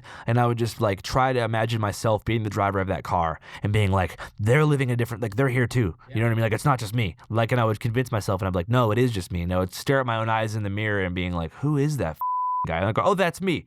Wait, if that's me though, then there's no one else. It's so weird. And then it leaves hard work and it consistently working towards something tangible on a shared planet with others. And when I walk in the street and people say, I love your video, that's them saying, your derealization symptoms are an illusion. That's really cool. That's really cool. Did the derealization, is that also a result of psychedelic use? Or is that just something that Psychedelic use causes the HPPD, which sort of starts the chain reaction that leads to that. I see. But if you're watching this out there, remember that if you're derealized, that's the final boss. You're not going to be depersonalized again. So it can feel like the scariest part, but it's like the final boss in a video game, because once you defeat that shit, you're good. Not everybody can become a creator that gets spotted on the street. So what do we recommend for those people? Just find something that gives you value in your community. Volunteer at the food bank in a small town. Move to Aberdeen, Washington, and give out, moon pies to homeless people. And then you come back a week later and they're going to go, yo, thanks for the sandwich, bro. I love moon pies, or, pie. Maybe that's an extreme example. You could do something. It doesn't have to be homeless people. You could give out, become a street magician. In Venice Beach. I don't know. There's so many ways. That's true. There's a lot of ways. We're gonna be walking down Venice Beach and someone's gonna go, hey man, I came up with this idea based on your podcast. And it's gonna be like, what? Making sandcastles? Yeah, man.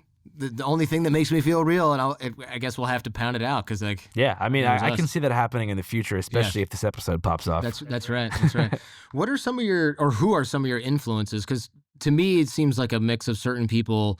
Look, of course, yourself, but like, I don't know, Louis Theroux, Louis Theroux, right? Yeah, he liked Dear Kelly. That was the person that I was most stoked about. Is he texted me, he got my number. It was a +44 British number, and he was like, wow. Hello, it's Louis. Fantastic film. I was on the edge of my seat.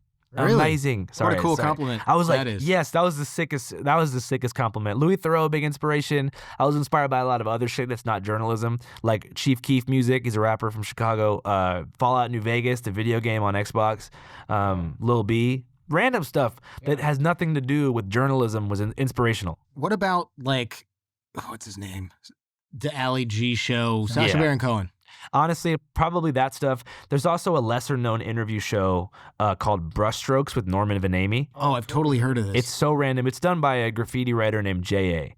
And where is this on YouTube? It's on YouTube. It aired 16 years ago. Yeah, it's not. He would go. There's also one of them's called. I think it's called. He has two characters. One's called Shams the Baron, which is like Ali G. One of them is Norman Vanami, who's like is supposed to be an asshole like Paris art gallery collector. And so he would go to different art galleries and just troll people. That was a big influence. Early Daily Show was super good when it was Wyatt Cenac and John Oliver and that shit. What do you think about substance abuse and creativity? Because I know you did the psychedelic thing. A lot of people, like the Hunter S. Thompson, like, oh, I've got to be like super drunk all the time to write. It's bullshit, man. I used to think that my magic was like doing Fernet shots every night and partying, and that I had to be in an RV getting drunk. But actually, when I stopped doing that, I got 10 times more creative. Addiction has a weird way of embedding itself in your creative. And telling you, I'm doing something good for you. Yeah, in your creative pursuits. Like, you need me. It's almost like a bad friend who's like, you need me to succeed. Once I cut out alcohol, I was able to start this 5-cast. I'm putting out 3 episodes a week. We've expanded the newscast to Israel, Mexico, New Zealand, England, Lebanon, and Canada. And I'm not even stressed out. I just have all this free time that I was spending on my second job, which was going out, seeing the homies. Yeah, getting over hangovers and stuff all like that. All that stuff. That's a good message. Look, I've done a lot of drinking, way too much. I've also done other things. One of my big realizations also was you don't need that stuff to be creative. But like you said, your addiction brain tells you you're more creative when you're abusing substances. It's like a rationalization. And look at the end of Hunter's life. Yeah, well, yeah. A lot of these guys, right? I mean, a lot of these greats who rationalize, and I'm not saying that Hunter wasn't doing anything at the end of his life, because his wife told me, Hunter S. Thompson's widow, Anita, she told me that his biographer was jealous of him, and he hijacked Hunter S. Thompson's story, and he said, he was unable to write because at the end of his life he was just doing all this cocaine, and so they published this schedule. There was like Hunter S. Thompson's daily routine was like grapefruits in the morning, go shoot shotgun shells in the backyard, do a bunch of whippets and cocaine all day, coffee, write a little bit. And they used that when explaining why he ended up taking his own life, saying, look at this poor man at the end of his life. He wasn't able to muster up any creative energy because he was incapacitated by addiction. Hunter S. Thompson's wife, Anita, she told me, no, that was bullshit. At the end of Hunter's life, all he wanted to do was be a sports reporter. He hated the character that he had built with Fear and Loathing. He hated that he had built himself into this gonzo hero of doing drugs and traveling, and he had built up this character because that character made it so that he couldn't get jobs from ESPN and other trade publications like Rolling Stone. Surprised by that. He was writing more in his final years about baseball statistics and sports information than any other time in his life. Wow. But they wouldn't buy his shit because they wouldn't buy his columns or pay him a fair price per word because they said, you're the drugs guy. We don't want you in our newspaper. And he'd say, I'm not the drugs guy anymore. That's crazy. And then the people who used to buy his columns, like Fear and Loathing, the drug stuff, were like, hey, can you go back to the Kentucky Derby again and do some ether and, do a bunch of ketamine and talk to some horse jockeys? And he was like, dude, I have a wife and kid now. I don't want to do that. Yeah. And so I think that part of the reason he was so depressed and took his own life is because he felt that he had to live up to this character that he no longer identified with. Yeah, I mean, I think a lot of us can relate to that, I suppose.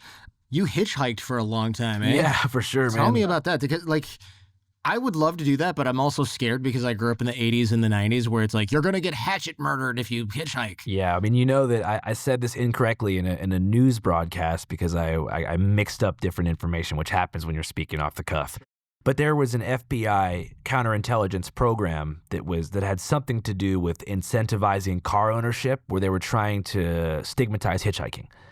Wait, really? Yeah. This is it sounds like a conspiracy theory. No, it's real. It was like part of, I think it was J. Edgar Hoover, or it was someone. He's the one who always does. He did all the bad stuff. If you're watching me, fact check this, but there was this whole idea of like the danger on the side of the road. And if you look at some of the films that were made during that time, i.e. Texas Chainsaw Massacre, 1972, kind of seems like there was a concentrated effort to take hitchhiking culture away and incentivize car ownership. If you look at L.A., they destroyed public transit purposely. Detroit did that too. Yeah. Yeah. They had streetcars going up and down Woodward, which is like the main street all the way from downtown all the way up towards the woods, Woodward.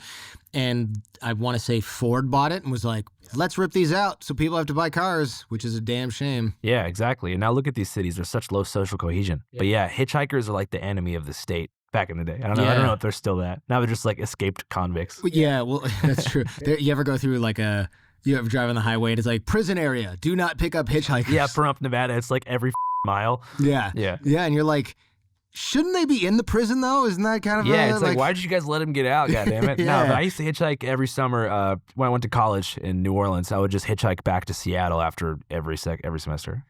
Other countries have pretty robust hitchhiking culture, like Israel. You can hitchhike. And if you're a soldier, you're expected to hitchhike. It sounds annoying as shit. It is. But I remember going to Israel in college, and we were on a bus tour or something, and we picked up a soldier, because you always pick up soldiers. They're going home or whatever, and they're carrying a rifle, an automatic rifle. And I remember being like, yeah, whatever. And I remember that this girl next to me and the guy next to him were like, I don't think my parents would be too happy if they knew we picked up an armed man. And I was like, well, when you put it that way, it is kind of sketch. Like it's like 1 o'clock in the morning, we're driving and we picked up 2 armed dudes who are like carrying an automatic weapon with ammunition. I mean, it's like, definitely something to think about. There's still places in the U.S. that you can hitchhike. Like if you're in the Colorado mountains west of Denver during ski season, the Pacific Coast Trail, the East Coast is just a no-go, obviously. I mean, there's such robust like trains and stuff. Like can you imagine trying to hitchhike from Philly to New York? Sounds like no one's picking your ass up. When I was in Ukraine 20 plus years ago, and single girls would hitchhike. And it was the craziest thing. I remember hanging out with my host sister, so these girls that were like, I don't know, 19, 20 years old. And they would just wave a car down, dude would unroll the window, and they would lean in like you see prostitutes doing in the United States. So they're like, hey, and they'd lean in and go, hey, we want to go downtown. And the guy would be like, all right, $10. And they'd be like, how about $5 for each of us? And then my friend's free. And the guy's like, all right, fine. Yeah, he's like, I just want some chicks in the car. Yeah, he's like, oh, it just kind of smells better when you guys are in the car. And then you get in the car and you go downtown and the guy's just like, whatever, man. And that was really common. I remember saying like, aren't you guys scared? And they're like, no, we've been doing this since we were 14. Nothing has ever happened. No, none of my friends all do this. None of us have ever had anything other than a guy might be like, hey, you don't have to pay me if you like sit in my lap. And you're like, no, thanks. Next. And that's like the only, and it seems crazy to us growing up in this day and age, but it's really common in other countries to hitchhike. I mean, I have a lot of female friends who are hitchhikers. It's weird, like, you know, the gender stuff is so intense nowadays that, like, when I tell people I hitchhike, like, I remember one time I had a live show in, I think it was Richmond, Virginia, and I told this story about hitchhiking, and this, like, lady raised her hand in the audience, and she was like, don't you feel like it's kind of a male privilege thing for you to be able to hitchhike? And I was like, first of all, most dudes don't have the nuts to hitchhike. Yeah, no, definitely not. Secondly, yes. However, that doesn't disqualify my story from being interesting. Yeah, that's a weird gripe. Yeah. Like, yeah, it's a male privilege thing. Lots of things are. Does anybody else have a real question about this? Also, female privilege, you got to pay $5. I had to pay $100. So, you know? Yeah, no kidding. There's a lot of things. Ladies' night. There's not such thing as guys' night. That's everything. So you got mistaken for a gay prostitute? Tell me how that happened. Well, I just was the youngest person on the road in a place called Crowley, Louisiana, and a gay Honduran man thought that I was a gay prostitute, took me to a little place where you have sex with gay prostitutes, and then I told him I wasn't. He was hella chill. Oh. He wasn't like, oh, dang. I mean, I think he was like, for real. He couldn't believe it because apparently the place that I was at was a cruising truck stop where, you know, lot lizards of the male variety would procure clients. But I mean, he was chill. I think he just wanted like a hand job. So, yeah. I take it you didn't provide the No, hand I didn't job. provide the hand job, but I was like, good luck. And he was like, it's all good. I'll find one by the end of the day. Well, yeah, he has to double back around, I guess. No worries. Used to it. No judgment. Let he who hasn't been confused for a gay prostitute cast the first stone, I suppose. I was one of the first 500 members of Couchsurfing, and I heard you're really into it. Okay, dope. Yeah, it's a great community. It was so awesome. I remember emailing the guy who started it. It was like a month after he started it, and his name was Corey, and I was like, hey, this is the greatest idea. Let me know if you need help. And he's like, I might need some website help.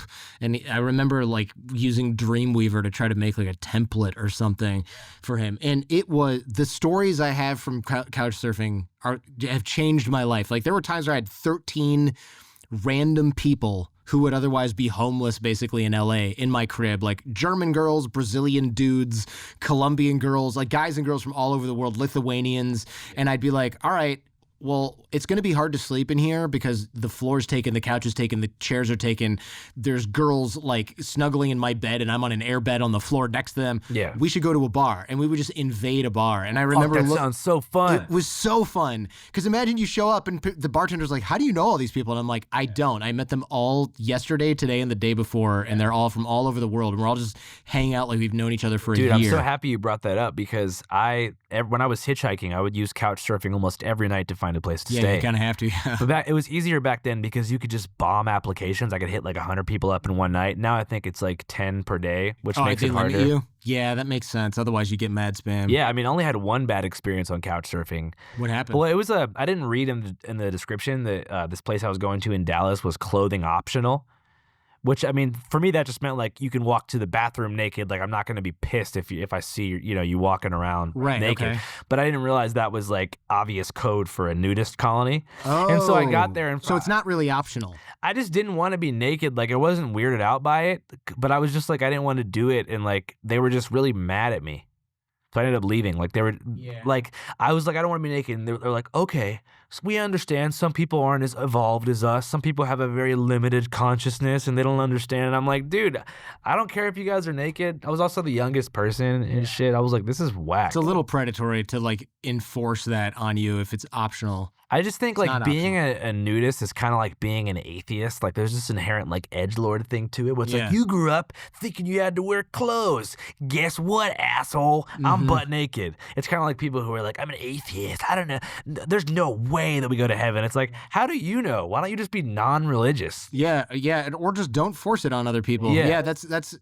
I think it would be a little strange if everybody I was in a Couchsurfing house with for a night was naked, but it's way more weird if they're like, hey man, you're supposed to be naked too. And it's like, look, I came here to sleep, maybe watch a couple episodes of The Office. Like, I'm not here to, like, compare dong sizes or, like, because you're going to look at everybody's dick. Obviously. There's no way around it. I'm doing that even with my clothes on. Right. Yeah. So I don't want other people to look at mine. Yeah, like, no matter how evolved you are, like, I'm gonna look at everyone's dick, like, whether or not I like it, because it's just, there's a dick and you have to see what's up with it. Exactly. Because maybe if there's something wrong with it, you could, say, hey man, one of your nuts is huge. You have to go to the hospital. You should do something about that. Yeah. Yeah. There's nothing weirder than the male genitalia. Dude, I was at a weird. nude beach one time in Florida called Hollover Beach. I saw a guy with the biggest dick ever. It was this dude. It was the guy. It must have been a 2-foot long dick. I'll never forget this. He was like a short Cuban-looking dude in Miami with a 2-foot dick, and nobody was with me, so I tell this story, and I'm like, are people gonna think that I'm like lying? You gotta take a photo. And the thing is, why would I be lying about some guy's dick who I don't even know? That's true. Yeah, you shouldn't be lying about. That's hilarious. But if you're out there, get in touch with me. We have a documentary crew ready to find you. The man with the 2-foot long dick. Yeah, that's one of those where you're like, oh man, props. Oh wait, actually, everything for you probably really sucks. Like you can't. There's no woman that can like handle. And you can't even use the urinal. Because your dick probably falls in it. Oh, gosh, you have to, you got to carry sanitizer wipes because it's always dangling in things it's not supposed to be. Jeez, I almost feel bad for that guy. Me too. Not almost. Yeah. Almost feel bad. Not quite. By the way, Insane Clown Posse is from my hometown in Michigan. Royal Oak? Yeah. Cool. The Juggalos, you know this community, yes. right? Oh, my God. Have you covered them? I didn't catch anything if you have. I haven't covered them because they were just so over-covered.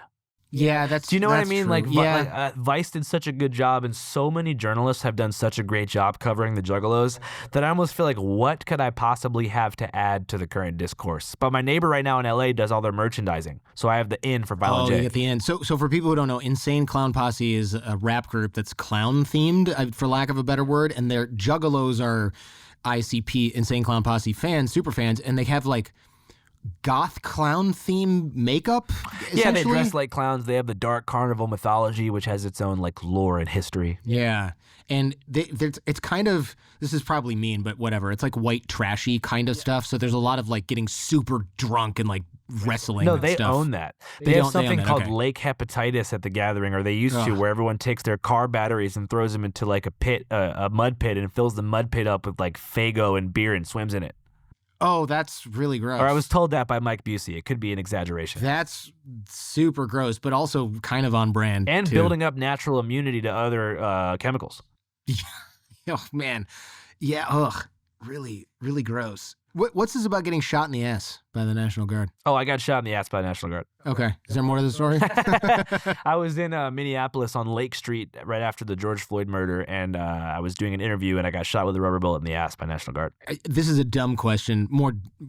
Many of my questions are, but that hurt really bad, right? Yeah. Yeah. But I was just like, it was such an intense day that like I was watching someone rip an ATM out of a Wells Fargo and like take sledgehammers to it. Did that work? I don't know. I left because my friend Lacey started filming, and they were like, "Bitch, turn the camera off." So I was like, "All right, I'm out. Time to go. Sorry, yeah. You're gonna die, and I'm gonna live." Yeah, man, shot in the ass. Rubber bullets. I don't think I've seen people get shot. Actually, my friend got shot in the nuts with a rubber bullet, and he's suing LAPD for that. He obviously I believe lost that one. No way. Yeah. No, not the lawsuit. Sorry, the nut. That's what I figured. Oh yeah. The nut's gone. And he used to be one of Nelson Mandela's security guys. So this is not Holy like some shit. kid. Are people still trying to kill? People trying to kill Mandela? Yeah, like not anymore. Afrikaners tracking him down? Not anymore. Yeah, no. This. But back in the day, he foiled an assassination plot against Nelson Mandela. He was on the show. But yeah, he protested against LAPD, and they shot him in the balls. And yeah, now he lives in South Africa. That's where he's from originally. But just a crazy, I mean, that I know hurt. But I was like, oh, maybe if you get hit in the body, it stings a lot. Yeah. Is it one of those things that hurts later the next day? Yeah, once the kind of bruise sets in, it hurts to sit down, but the immediate sting's not too bad. Yeah, not really, not too bad, huh? It kind of hurts. That's crazy. Jeez. I heard people lost their shit when you had Alex Jones in the documentary. Yeah. Yeah. Why though? I mean, it's clear that you're not like, this guy's amazing. On a corporate level, oh my God, dude, I wish I could take you into some of those 16-person Hollywood Zoom calls with people I've never met before. But there's a school of thought that happened around 2016 in Hollywood that deplatforming people and refusing to speak about people who are problematic in some capacity will reduce their power. Which it does reduce their reach, but the people who stick with them are as powerful as 10 people because they've been emboldened. The natural human response to being deplatformed is, I'm telling the truth, so they're silencing me, especially when that axe is dropped by a faceless corporate entity like Facebook moderators. So Alex Jones is enemy number one of Hollywood. And me putting him in the film, even though it was in a satirical light, was not enough for certain people who I'm not going to name.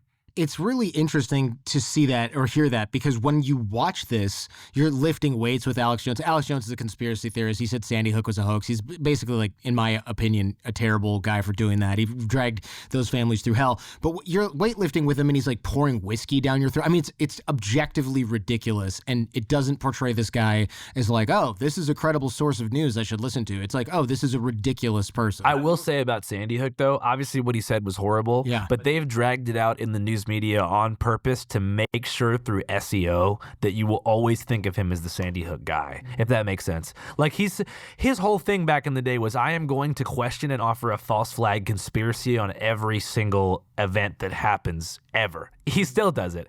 That's what his audience wants. A lot of his fans are the ones who engaged in the relentless harassment of the Sandy Hook families. And so I think it was very much like a creator responsibility thing. He hasn't fully apologized for it, because it's also like, if he did apologize for it, he would lose some of those fans. So it's a delicate balance. And I do think that, of course, that was horrible, but I will just add that in there real quick, that like, that was the perfect moment for the media to use against him every time he says anything ever. So they look for disqualifying things. I see. That's one of them. I just feel bad about somebody who lost their kids and then is being threatened to be murdered because it's just, quote unquote, fake or a false flag. Horrible. When they lost their kids and now they have to move. Yeah. They got to lose their job, change jobs. I mean, it's just like, I agree 100%. I'm just throwing that in there just to like to kind of explain that, like, the agenda against Alex Jones is for both horrible things that he's done and also to make sure that other things that he's saying don't get out there too. I see what you mean. So it's not black and white. It's the soundbite he's most well known for is that they're turning the freaking frogs gay, which is funny because that's like kind of true, that one. Yeah, this I looked it up. Yeah, the whole like the frogs aren't turning gay; they're just reproducing asexually or something, and it has to do with the chemicals in the water. So it's like the most ridiculous thing that he said is sort of true. Yeah. Yeah. Anyway, you shot yourself in the foot with this media tour that you were doing for, was it the last thing on CNN? It was for the HBO thing? The HBO press tour of 2022. Tell me about this, because I laughed when I heard the story originally, which I know is bad because it was not good for you, but it's kind of funny with 2020 hindsight. Basically, HBO, who was great to work with, set up a press tour, and they gave me media training, and they said, here's how you're going to have to answer certain things. And I didn't understand why they were being so deliberate about it, but they told me, they were like, I don't know why I did this, but I decided to do everything the opposite of what they told me. Yeah, okay. Because I wanted to see what's going to happen if I don't do that. Right, right. So they were like, when you go on CNN, be very complimentary.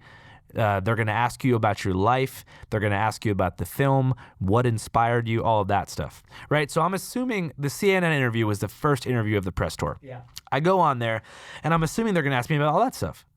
Immediately, I'm sandwiched into an expose about the Proud Boys, who I was still actively covering. So it's a conflict of interest as well, because I hadn't wrapped. And Don Lemon goes, what can you tell us about the mental state of Enrique Tarrio leading up to the January 6th riots?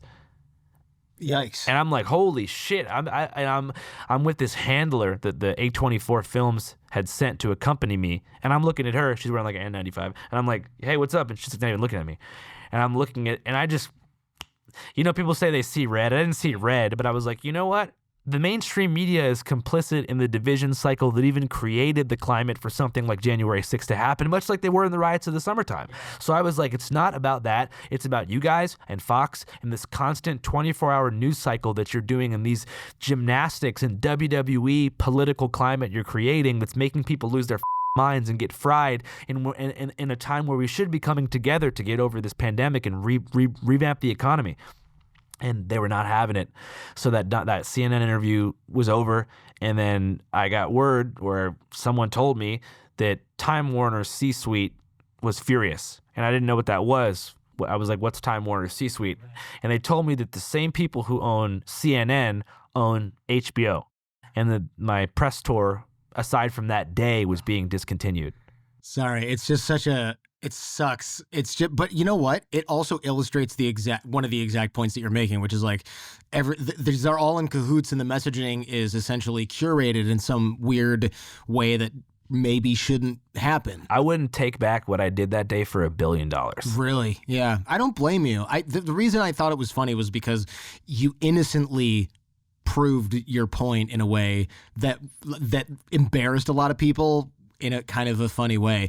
But yeah, you're right. A news channel, they didn't get the answer they want. So HBO, where your documentary was like, we're not going to platform this guy Well, they got the anymore. pressure from the corporate partners. Yeah. And that's the thing about economic interests, is that it allows for leveraging and that kind of stuff. Like, HBO is cool. Everybody at HBO is the homie. It's people above them who are like, hey, you have to act this way or you're going to lose your funding. It's all, they say follow the money. Money, if you follow it to the top, you just get to a bunch of corporations who are interested in having a profit yield. And if they're co-signing someone who is causing their ratings to go down or challenging them, that's seen as a threat to capital. That's right. No, that totally makes sense. Do you think January 6th could happen again? That kind of thing? No? No, because, okay, I tell people this all the time. During 2020, the groups like the Proud Boys and Oath Keepers, who were the ones who led 2020, they thought that they were on the side of law enforcement. They actually thought they were a wing of law enforcement. And a lot of that has to do with some of the political theater that was unfolding in Portland in particular, when you had brawls between Antifa and the Proud Boys. Because of the 2020 defund the police, let's call it what is the police movement that happened in 2020, the groups that were defending the police were very chummy with the police because they were also against Antifa. So I would go to parks where they had Proud Boy rallies in 2020, and I would see cops yucking it up with Proud Boys. They were like chummy. They were in group chats together. They were operating as a unified front and a force. The men's groups and the Trump adjacent militia groups and the cops. That made them think that they could storm the Capitol. Nobody who stormed the Capitol thought that they would get in any trouble. They were storming the Capitol with blue line flags while fighting Capitol police officers. They had no clue they would get in trouble. So it couldn't happen again because they were not ready for the consequences. A lot of people went down. Of course, they're out of jail now, but a lot of them spent 4 years in terrible conditions in prison. And it wouldn't happen again because, for one, Trump can't run again to get them out of jail. But two, they realized, holy shit, we can go to jail for 25 years for doing something like that. They didn't think there'd be any consequences. Yeah, that's interesting. Yeah, they got pardoned, and I think you're right. Probably a lot of, hopefully some of them, hopefully some of those examples were set. I guess we'll see. Consequences are what create recidivism for violent action, or whatever the word is. Consequences create the likelihood for a recurrence. So if, for example, 2020 summer could happen again, because aside from a select few, like my friend Dylan Robinson, who did 3.5 years in federal prison for burning down the precinct in Minneapolis, that's a guy. People always say, oh, Antifa had no consequences. A lot of them did, but the vast majority of people did not go to prison for anything. So the riots could happen again. January 6th couldn't happen again, but because of the consequences. Law and order is real. It does make a difference. You're very attuned to other people's trauma, I noticed. Do you personally relate to that on some level? What's going on there? What do you mean? Well, you're very, with the people you interview, you're really empathetic with them in a way that I don't think most people would be. I think most of the time you see an interview with these people, it's kind of like, look at this guy, and you're not really doing that. Well, I firmly believe that most people are good.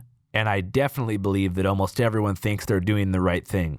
I don't think anyone wakes up, aside from a select few sociopaths, and says, you know what, I'm going to do something bad today that I think will hurt people. I mean, there is Ted Bundys out there. Yeah, sure. But so I just naturally felt like most conservatives and people that I disagreed with had a genuine, I thought it was coming from a genuine, non-hateful place for some people. Now I'm just as empathetic, but I don't think that people are as good as I used to think. Interesting. What makes you, what sort of eroded some of that? Just finding money and success, man. You see a dark side of people when you succeed. Interesting. Yeah, I think you're right. I mean, I've experienced this as well. It's most people are good, but you're right. It's kind of like the people who are up at these other echelons. They're they're less wholesome? Well, whenever I put it like this, whenever you're like a regular person who hasn't achieved some level of like clout or money that people want, there's some people that like you and there's some people that don't like you, but no one feels particularly strongly about you. You got your friends in high school. You don't have any extreme enemies. When you become famous and successful in any capacity, bro, it could be at a company. It doesn't have to be on TV. The margin goes like this. And people either love the out of you or they hate you and they want to see you go down. They're either your best friend because they see you online every day, or they hate you because of the same reason, because they see you on the media and they don't like what you say. Even if the people you grew up with, I can't tell you how many times I hear, yo bro, I just met your homie, he said he went to high school with you, he said you guys were best friends. What's his name? Josh Danielson. I'm like, I've never heard that name in my life. Or reversed, yeah bro, my homie went to high school with you and he said you were like a total piece of shit. And I'm like, what's his name? Mark Fairhaven. And I'm like, I don't know who that is either. So all of a sudden everyone's your homie or your enemy, and it's just this, there's no one normal in my life anymore. That's kind of depressing, eh? Yeah. Does that cause you any sort of struggle personally? Yeah, it's annoying. I can't find any real friends. Really? It's hard. All my friends either work for me or working against me, or, you know, like it's no, let me rephrase that. Like, most of my friends work at Channel 5 and I love them and I have nothing against them. I love them. I love my family too. But every friendship I have seems like poisoned by some ulterior motive. Yeah. You know, whether it's, oh yeah, like it's just this augmented like enthusiasm. It doesn't make any sense. Like, oh, like all of a sudden I make a friend and they're a fan and I'm like, can we be friends? If you're a fan, like, are you perceiving me as a regular person? Is there if I let you down in some way, are you going to come for me? Like, I just try to stay away from people. That's why I want to move back into an RV in the middle of the Mojave Desert and just stay the away from people. Jeez, does not sound super healthy. I'm sorry to hear that. I hate to pile on with this, but I want to address these sexual misconduct or whatever allegations. Yeah, what happened there? Because, and I've heard your version of events before, but I think it's important to get it out there, because if I don't address it, people are going to be like, oh, avoided it because you guys want to be buddies, and so you're not going to hold them to account. I mean, I understand that you have to ask about it if you're doing a podcast.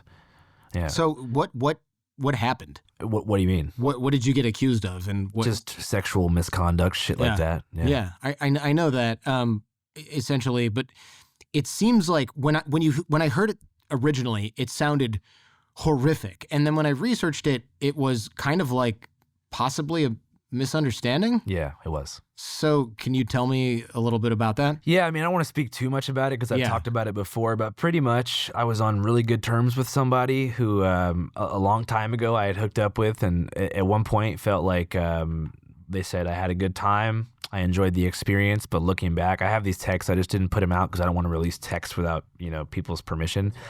And she was like, yeah, looking back, I felt more pressure to agree than I realized at the time. I still want to be friends. I have no ill will towards you. I don't feel like anything happened. And then we made amends at that point. And then, 2.5 years later, 8 minutes before the release of the film on HBO, she asked if I could give her a portion of my HBO paycheck to pay for therapy. Hadn't heard anything about this before.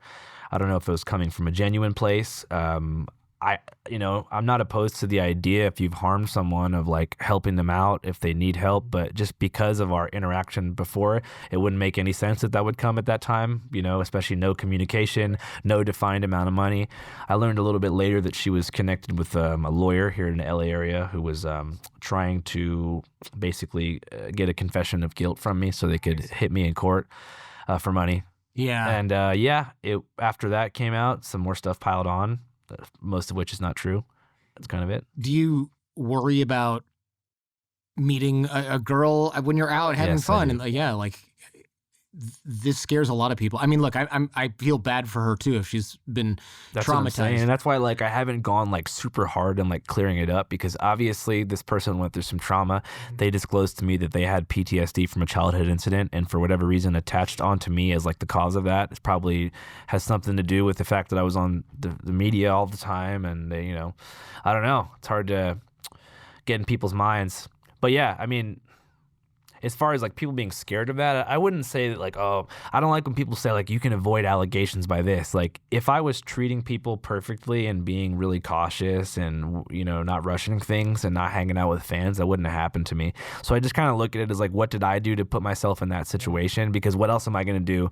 You know, no one wants to see some successful guy, especially after a rebound, talk about how like you got to be careful around these women, because I don't think it's like a women thing. I think you would have to be careful hanging out with dudes who you don't know who are fans, who are, you know, possibly compromised in some capacity. Sure.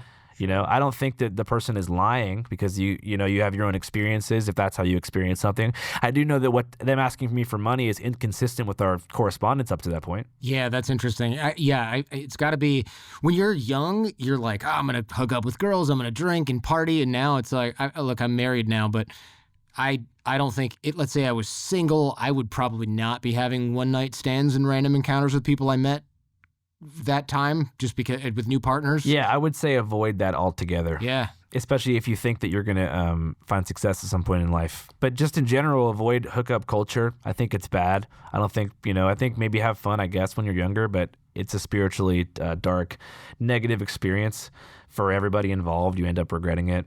I had a lot of fun being young, partying, but I mean, the pain that situation caused is much greater than the excitement of hooking up with someone new.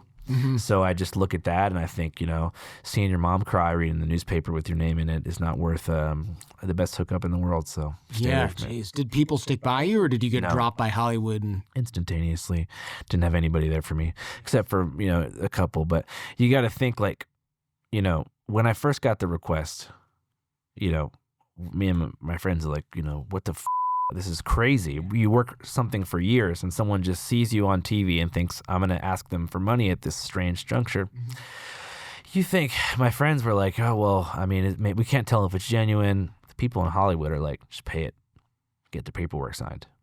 Just pay it, sign a whatever, not NDA, or like a... That's what they said. Essentially an NDA, yeah. I said, no, I'm not going to be in this NDA sphere that you guys are in because once someone's got that on me, they could probably use it to control me at some point down the line and limit the messaging. So, I mean, it was a pretty compromising position. Yeah.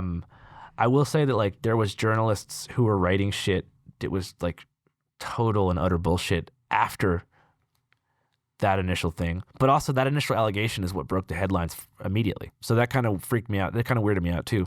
Why is that being covered by NBC, Fox? I mean, they never covered me before. Yeah, no, that's a good point. That's strange.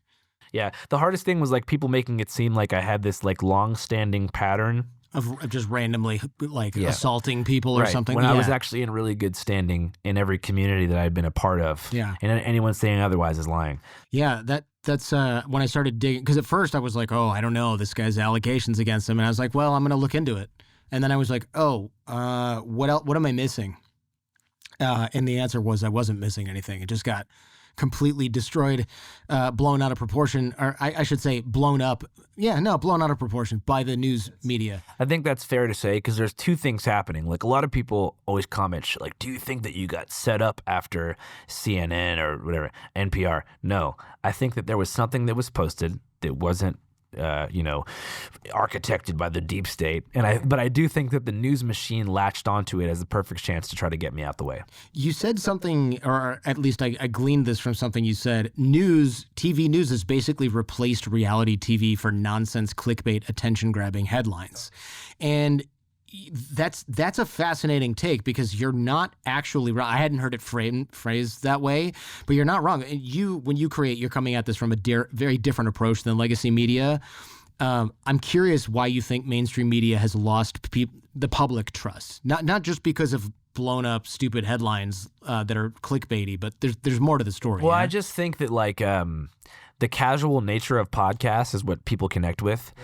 I think that mainstream media is so fixated on crossfire and arguing between people. Like there was actually a show called Crossfire back in the day. Yeah. I think Jon Stewart broke it down perfectly. It was a Tucker Carlson show on CNN back in the day where he would just get two people of opposing viewpoints and get them to yell at each other because he knew people would watch that because it triggers cortisol. Most news media today is based upon the deployment of micro-traumatic digital media, which you might not be traumatized by it, but it is pulling on something through messaging, through words and images that that triggers a fight or flight response and makes you want to engage with it. Oh, I have that with certain things online. Yeah. I definitely have that. They know what they're doing. They know what words and phrases can be used to cause someone to have an association. And so it's like if you watched Fox during 2020, it was all cops, putting old ladies in headlocks for not wearing their mask at the grocery store. And on CNN, it was all cops brutalizing black and brown people. And so you're collectively traumatizing the public. And the George Floyd video was extremely traumatic for a good reason. Yeah. But that is a microcosm of what the media has been doing for a very long time. And podcasters don't do that. However, I do think that alternative media is following the exact same incentive structure as the MSM, if not worse. Most of these people were like, we're not the mainstream, but we're going to give you an alternative, perspective, when it's just the mainstream rehashed. It is, or it's like even more extreme nonsense. It's like, we're not mainstream, but do you know that Democrats drink adrenochrome from babies? And it's like, well, okay, you're not the mainstream in that you have no accountability, but this is the same dumb crap rebranded. Absolutely. And so I think clicks. that the push, and also corporate media is figuring out how to own alternative channels through sponsorships and investment and stuff like that. Mm-hmm. Do you think mainstream outlets can earn that trust back, or is it too late? No, it's too late. Yeah, I think it's too late too. I agree with you. This is random. I noticed that the editing style of your videos has changed over the years. Not just like a slightly different style, but you got rid of, what do you call it, like The Office, where it's like look straight at the camera. Yeah. And that's kind of gone. And a lot of the slapstick stuff and like the, what are they called? Like those crash zoom? Yeah, the crash That's zoom gone. is like, well, okay. The reason the crash zoom and the slapstick stuff is gone is because of what I call the Borat effect. I'd wear the tan suit and I would do essentially what were ambush interviews. And the Borat effect was when Sacha Baron Cohen couldn't go film Borat skits anymore because everybody would either know that he was Borat and they would overact, or they would see that he was Borat and avoid the cameras because they didn't want to be embarrassed. Right. It got to the point where I would be going into the field and half the people would be running up to me yelling viral catchphrases from the show like, show me your butthole, Talladega, or they would see me and say, don't talk to that guy, he's going to make you look stupid. So undoing those editing choices was a way of me earning back public trust to be able to do my job in the field. I see. And that largely, it seems like it worked. It totally worked. Yeah. I just had to pivot. Yeah, good for you. What do you make of the projection you see from some of the folks in your videos? Like there's the QAnon type stuff. Like, I'll give you an example. There's a man who's like, Hillary, Biden, Oprah, they're all pedophiles. And then you were like, here's your criminal record where you were convicted of raping an 8-year-old boy. You know what I'm talking about, right? Yeah, of course. And it's like, what do you think is going on here? Yes, projection, obviously, but what function is that serving in this guy's life? I think it's just deep guilt. It's a way of putting a Band-Aid over it. When you know you are something, you can posture yourself as like a Superman against that thing so that nobody suspects you. It's like really basic two-dimensional shit because it becomes really obvious. But you always see like the, Mormon anti-gay people in Utah are like caught with a gay prostitute getting a blowjob in the bathroom of the Senate. So like it's literally repeats itself every single time. You know what I mean? So, yeah, I mean, every accusation is sometimes a confession, but it's particularly just like those who are fighting for the kids oftentimes are pedos, but not always. I mean, the Boys and Girls Club, those people are chill. I don't think they have any dirt on their name. It's not like the Catholic Church. With everything you've seen from QAnon rallies to protests to political conventions, do you have a take on how we can begin to heal as a country? Just get off the damn phone. Get off the phone. That's the first thing. But no, things are going to have to get worse before they get better. There's just so much collective hypnosis and polarization that I can't even perceive what that would look like. What are you working on right now? Anything you can talk about? Yeah, I'm actually pitching 2 things on like a studio level because the studios have accepted me again, which is great. That is great. And one is a Native American directed TV show that's like a Breaking Bad, but on an Indian reservation in Arizona. It's a narco drama. So I'm pretty stoked about that. That's totally different than what you... So this is a completely new type Yeah, I'm of executive producer of it. It's like a sick-ass thing. I'm playing like an alcoholic journalist who's like on the trail of a corrupt tribal official in Arizona. It's like the first time I've acted. That's been really fun. I bet. I'm pitching a separate documentary about a man who lost his parrot in his search for the lost bird. So that's a true story, I assume? Yeah. Can I ask you about your tats? Yeah, sure. What are those all about? okay, this is the Space Needle. Yeah. Chode needle, because I'm from Seattle, but I didn't want it to take up the whole arm. I got this because we used to joke. needle. We used to joke back in middle school that like all the kids from the suburbs would get Space Needle tattoos because they felt like they weren't from the city and they wanted to like live up to it. And so I said, you know what, I'm going to take that back and get the needle blasted myself. Shout out to Thomas from Liberty for doing this. This is a Mount Rushmore tattoo, which might go against the what I just said about directing and helping Native Americans break Hollywood. Sure. But when I was younger and I was drinking a lot, I got arrested in Sturgis, South Dakota for vandalism. I was really drunk. Vice was following me around making a documentary about me. And Vice said that it was their protocol at the time that they had to wear N95 masks because they would get fired if they were like in a red state at that time without a mask. And if you know that during that time, wearing a mask in a red state was like wearing a MAGA hat in Portland, Oregon. Right. So they were following me around with these masks on, and it was making people in the Sturgis Spike Week environment think that like I was a liberal that was there to shame them for not being masked while they were outside. So one night I figured, okay, I'm going to get Vice to leave town by spray painting Vice News was here all over this historic town so that like they kind of hit the streets in the morning and they get chased off by bands of vigilantes from this town. I grew up writing graffiti, so it was kind of an impulse. And that's why I'm happy I'm so sober. Yeah. So while I write Vice News on a historic building, Vice was here, you know what I mean, like the police or something like that. Then I go over and I do a tag. I think I wrote Crazy Horse over a mural of Mount Rushmore with black spray paint because I was so drunk that I was like, Mount Rushmore, like native. I'm not even particularly well versed in the history of the Black Hills, but I was like, all right, yeah. And so I get arrested by the police chief on scene. I spray painted the side of a Domino's pizza as well, so I had to write an apology letter to Domino's corporate. So the chief of police arrests me. He takes me to jail. I'm thinking, because I'm from Seattle, that I'm not going to get in that much trouble.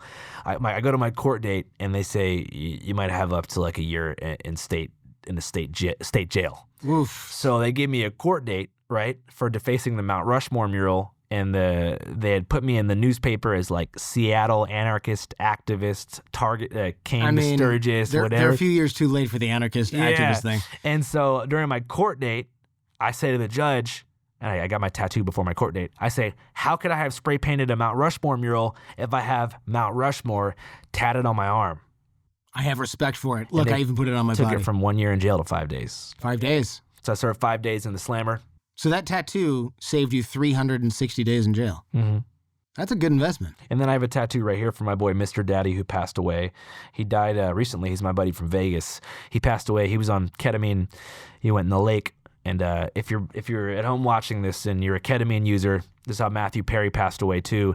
Don't submerge yourself in cold or hot water because it causes a mechanism. Something happens where you go into shock and you have no control of your motor function, so you can drown in a pool or a lake or ocean. Oh my gosh. Did not know that. Jeez, that's a PSA and a half right there.